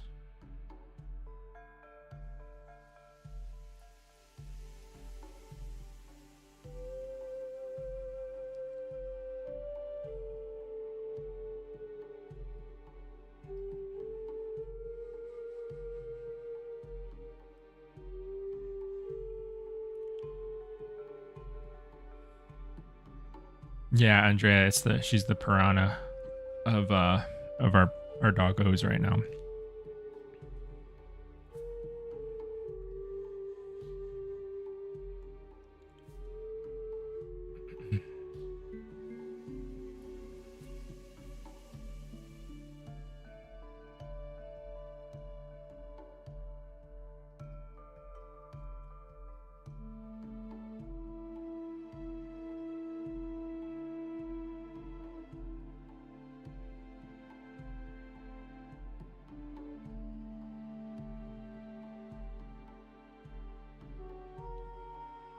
That is okay. Feels like it's merging in there pretty well. Just working on this transition. This area is kind of interesting because there's so many different like trackways that these scales form. I'm trying to kind of rationalize it,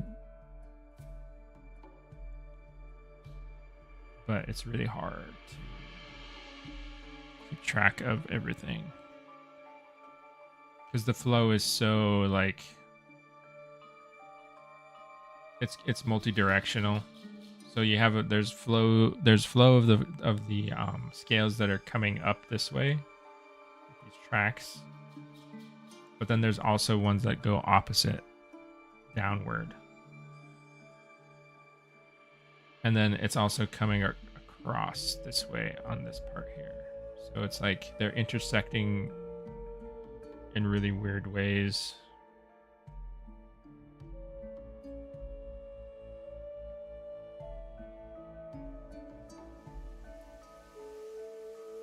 And then there's also like the factor of movement, right? So in this area, this skin here is very flexible.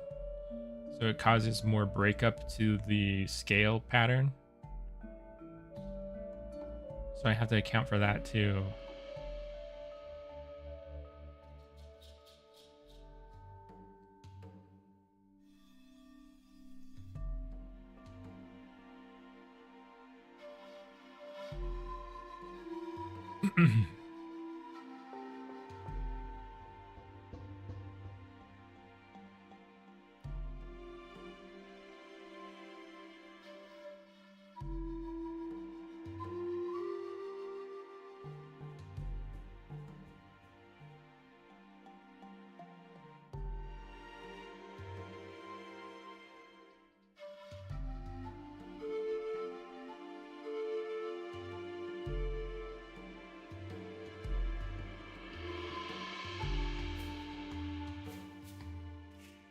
That's roughly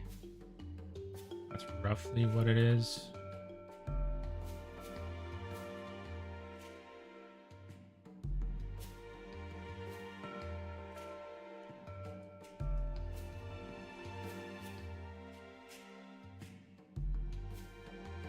Flatten it out just a little bit because it's starting to get puffy.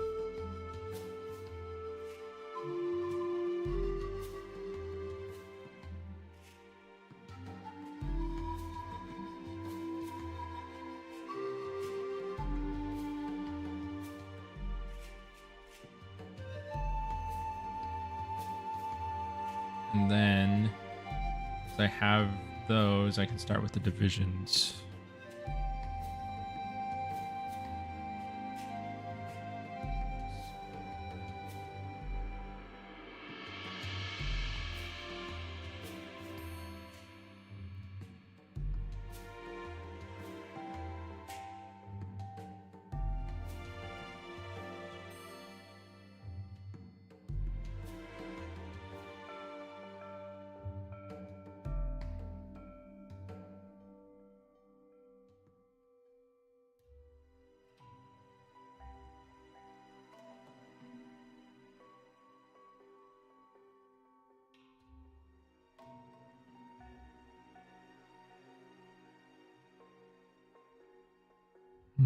I kind of wish I had reference of this little bend here, like on the inside of it,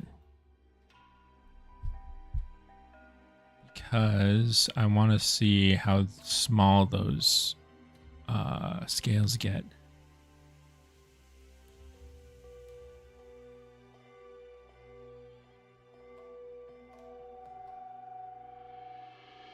I think I have one here. They get pretty small. They like break up a little bit more down here.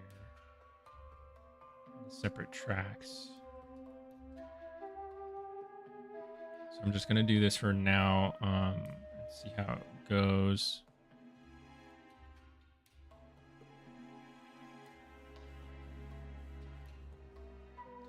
No worries, Andrea. After 110 minutes, you finally got back to sculpting a piece. No. I actually, I think it's a skill that I need to build up. You know, being able to answer a question while I'm working. So it's probably better that this is happening.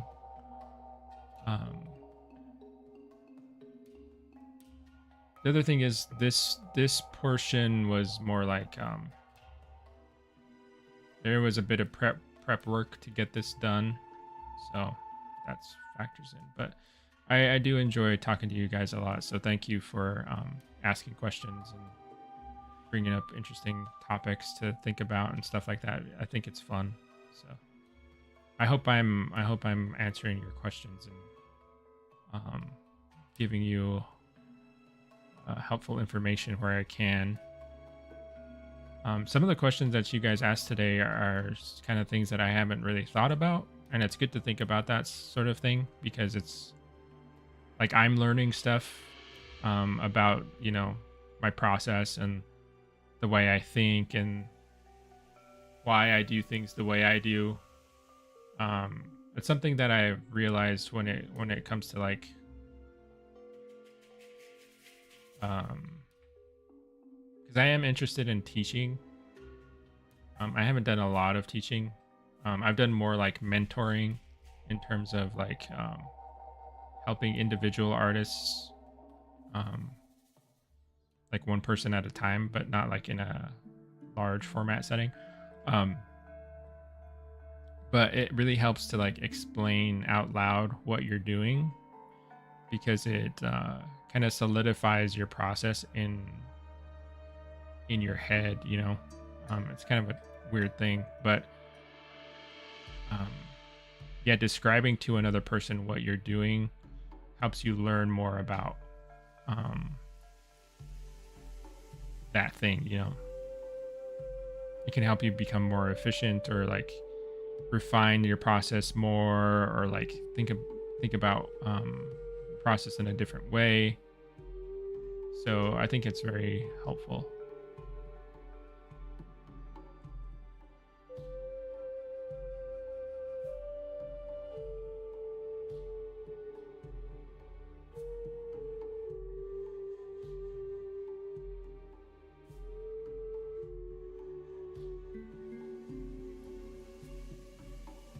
And you know, I get to get to know you guys a little bit more too, which is nice.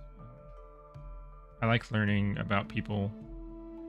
I'm very introverted, so it's kind of hard for me to like put myself out there. And like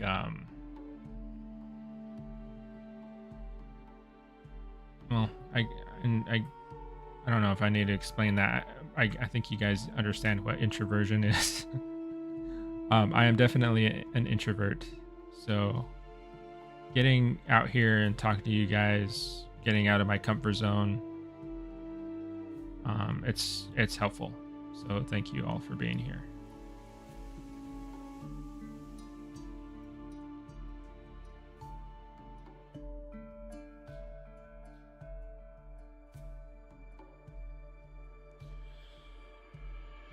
Would it be possible to make the skin pattern with some sort of AI so you won't lose time modeling each one individually? Like generate an AI scale pattern? Is that what you're talking about? I've seen AI scale patterns and the way they're generated. Like you can find scale patterns Actually, I just saw one on ArtStation. Where the heck was it? There's like a guy, and he was selling like, maybe it's on the marketplace. He was selling like AI scale alphas or something. And I took a look at them. But honestly, like the way the AI generates scales is not,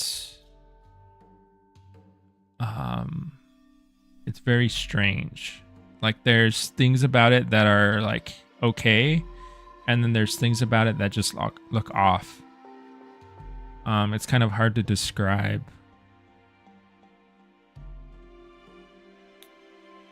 It's like one of the weird things that it was doing is it was like putting scales on top of scales. So like you would have one scale. You would have a scale, right? This is one scale. And what the AI was doing is it would like put more scales on the scales. Like it would do like little scales like this on top of the scales. And that's just not how scales work.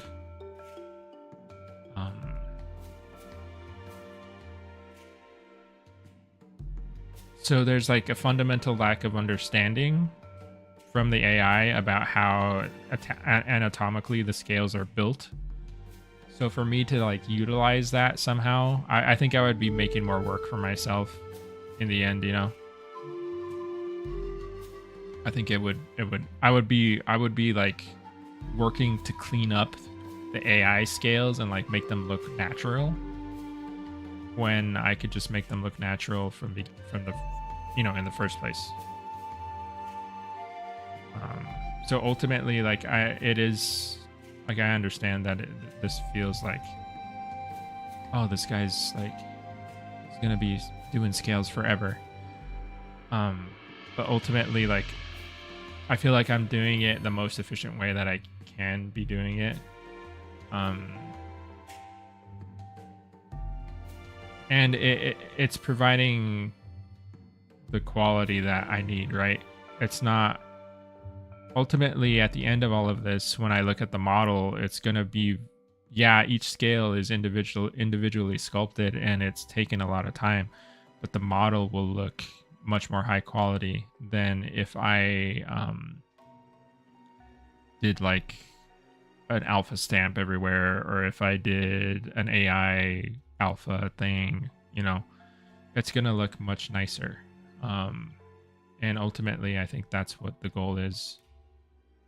Like, I'm here to provide the best quality result that I can to the client. If we're just talking about business, artist-client relationship sort of thing. I'm not here to necessarily take shortcuts or like,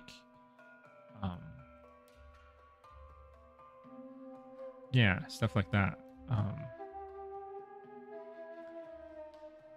And then there's like, AI is so controversial. Like, I have no idea how it's sourcing the images that it's using to create the scale pattern that it's generating.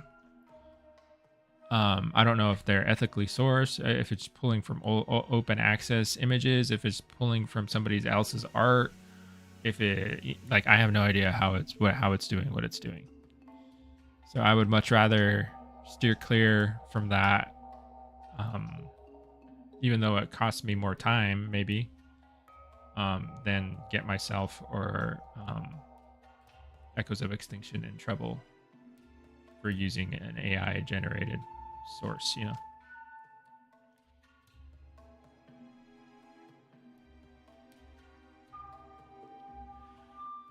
I personally, I would say that I'm on the side of,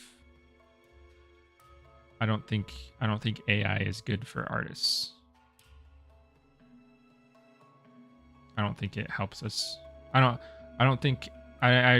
personally don't understand what AI is solving for artists. I don't think art is something that needs to be solved, or like, yeah, I don't think there's a problem. I think AI is a tool that should be used to solve problems. Like, I don't need an AI to do my artwork for me. I need an AI to like file my taxes. You know, use AI to do not fun stuff that nobody wants to deal with. I need AI to like make my grocery list and tell me what the healthiest and most cheap options are. That's what I need AI for. You know, I don't need AI to make a crocodile for me.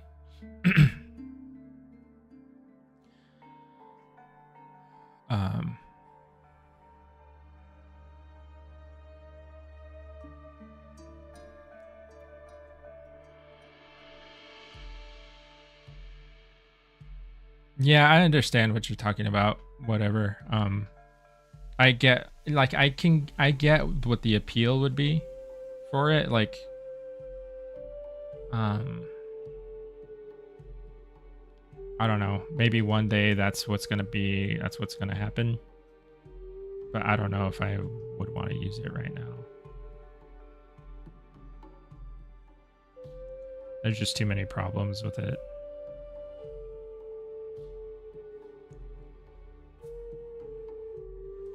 And currently, like, even if I did want to use it, like, say I did want to use an AI element in here, the elements that are available are just not good enough. Like, it literally doesn't know how to generate a proper scale pattern. It doesn't understand how scales work. So I would end up fixing it anyway. So it's just quicker this way.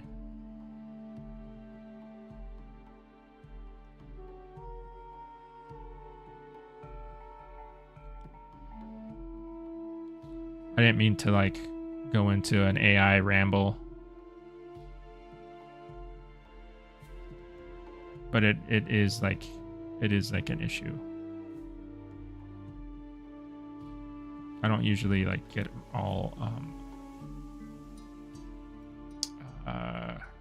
you know, it's a topic that I would rather not just like spend a lot of time on, but I think it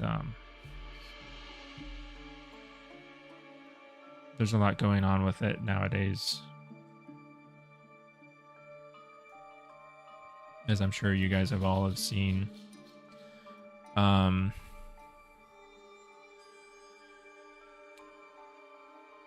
TC, is there any copy paste command so you can copy one scale you already made and place them and adjust them individually, so you can skip some steps but generally will adjust every scale still? Kind of. Like, I could make an alpha of just one scale and drag it out on here, but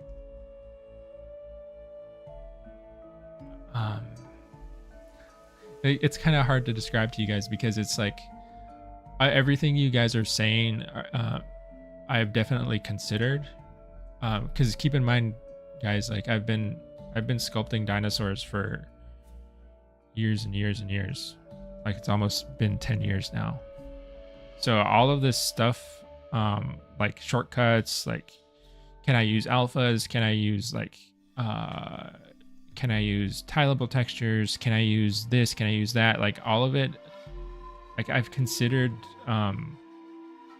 multiple strategies for how to do this sort of stuff.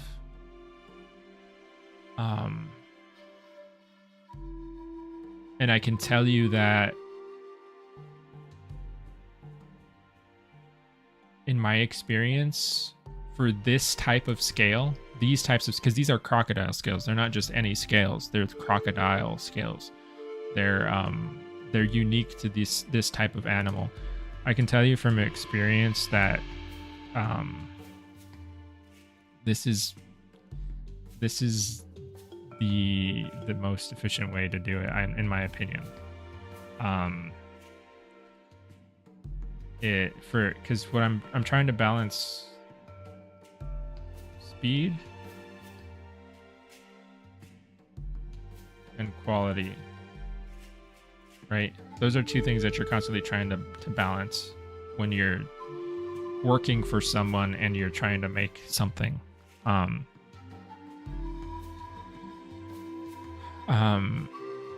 And you're trying to optimize all of that stuff, you know, all of your process and stuff while you're doing it.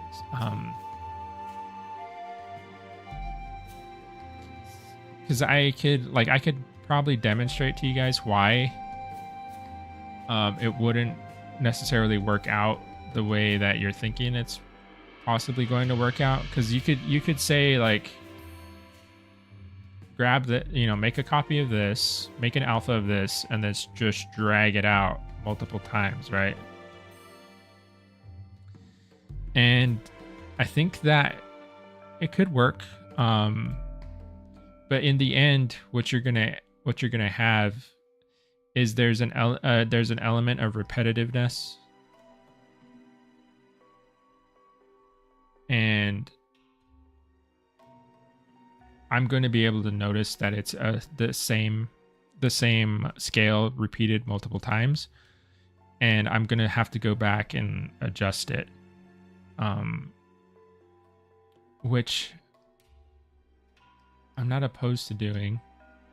But there is like a little bit, I would say there's a little bit of a downgrade in quality in that approach, because it is noticeably repetitive.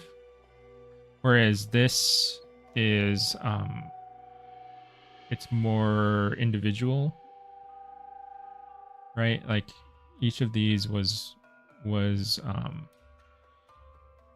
getting kind of their own little attention. And when you zoom out and you look at everything, I think, at least in my opinion, it's going to look a lot better.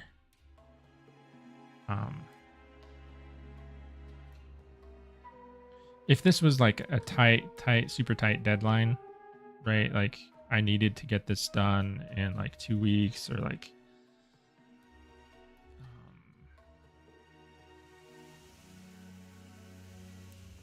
yeah, super fast, like turnaround, then I might have to consider doing more repetitive processes. Fortunately, I'm not being pressured to do that right now. So I'm going to I'm going to enjoy the process and take my time. And,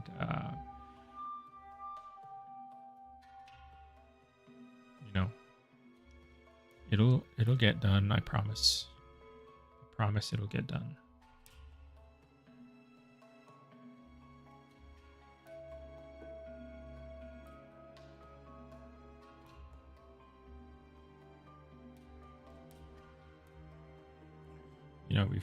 We've come too far to quit now. Like, keep in mind, guys, like, majority of all these scales were done by hand, right? So if you think about all the scales that have been done, that are already done, and the scales that we still need to do, it's not that much. Like, there are a few areas that need more scales, but it's not that much compared to what's already been the work that has already been applied.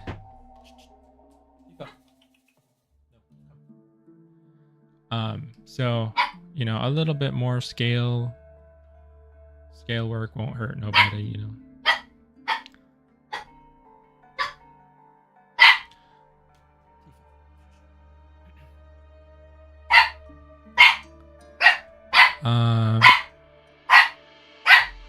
You know how some games have skin that stretches?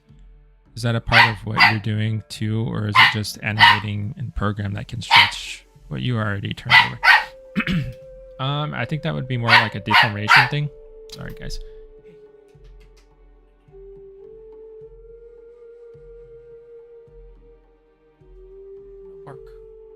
I think that would be more of a deformation thing, for the animators to figure out. I don't think the texture itself would need to be modified to compensate for that. At least I don't think so. But I don't know for sure.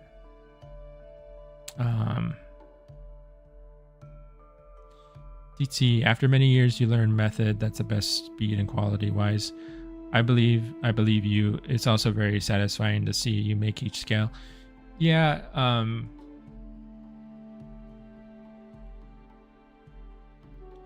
I really appreciate that you guys are suggesting alternatives though. Like, don't get me wrong. I'm not saying I'm not trying to like shoot anybody down and be like, nah, my way, it's my way or the highway kind of thing. It's because it isn't. Like, there's always ways to improve your workflow. There's always ways to like keep pushing things and like get better. So, you know, I think it's good that you guys are asking these questions. Because there might be something that I'm not thinking of.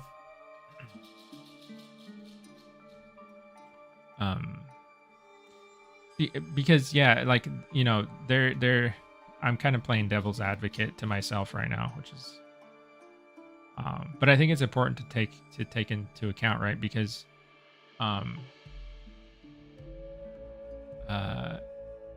you can definitely, as an artist, get stuck in your ways. And that's one thing that I've tried to consciously not do, right? That's one of the reasons why I'm always looking at tutorials and like looking at well, for one of the other things is that ZBrush is constantly, every year they have a ZBrush summit and there's some new feature that comes out that you can apply to your workflow and all this stuff. So there's always new stuff to take into consideration that could potentially help out. So I'm trying to like balance that as well.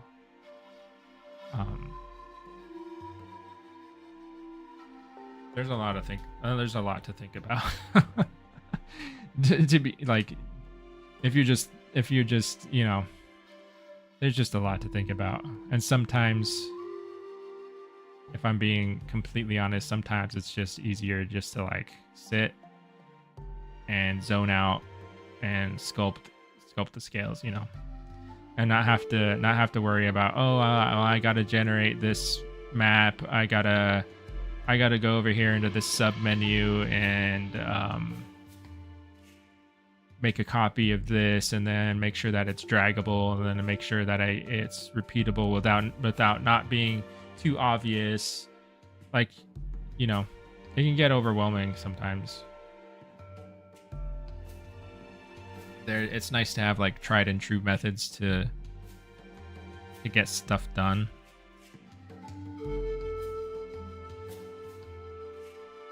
So it goes back and forth, is basically what I'm saying.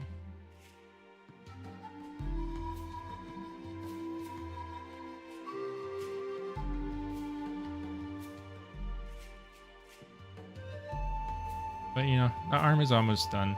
We got this hand here that we can figure out. And I'm a little bit over time. Let me see if you guys have any other questions. Talking about progress, have you thought about what day and time you'll like to do the second stream? Still something that'll be happening? I think so. I think that will still be happening. I am still considering what day and time, because like I said, I might be introducing my own stream for my other work during the week. So I'm trying to factor that in too. I'm thinking right now that Wednesday might be the second stream. Probably from like 6 p.m. to 8 p.m. Pacific Standard Time. I'm thinking that might be it. And then I think Mondays might be my personal stream for my other stuff around the same time slot. I'm still, I would say that I will try to confirm all of that stuff by next week and see if we can start getting that second stream up and running.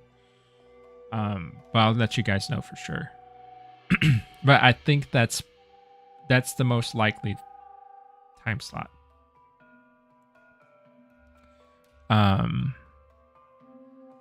TT, I'm only used to Photoshop and editing pics and draw, so my first thought is copy paste. Yeah, I get you for sure.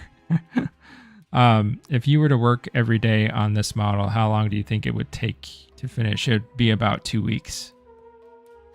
If I worked every day, 8 hours a day, it would be about 2 weeks to finish.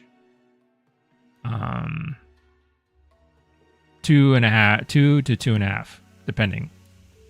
Because you're still talking about like this is the male.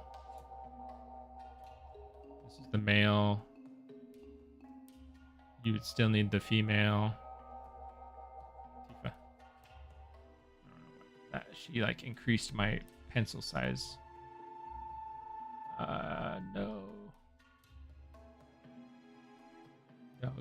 Doggy problems. And then you would need the juvenile. So it's kind of like 3 models in one. It's not actually, but like it's more than just the base model.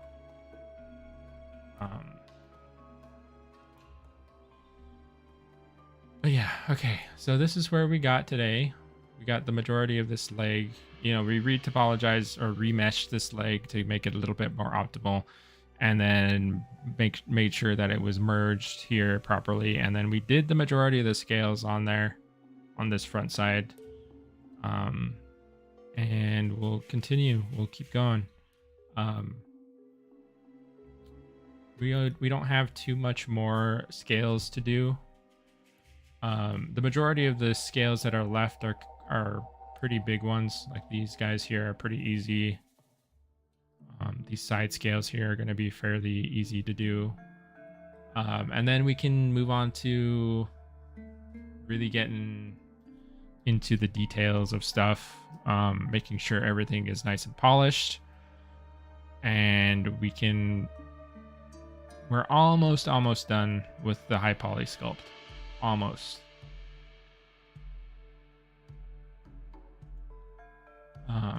So we're getting there. Save this out. Thank you guys for today. Thanks for coming in and chatting with me. I was really, I feel like I was pretty engaged with the conversation. So thank you all for asking your questions. Don't hesitate to ask anything. You can ask anything if you want to. I'll try to answer to the best of my ability. But yeah, thanks for being here. Keep a lookout for the next stream. It should be next week at the same time. There shouldn't be any changes. And yeah,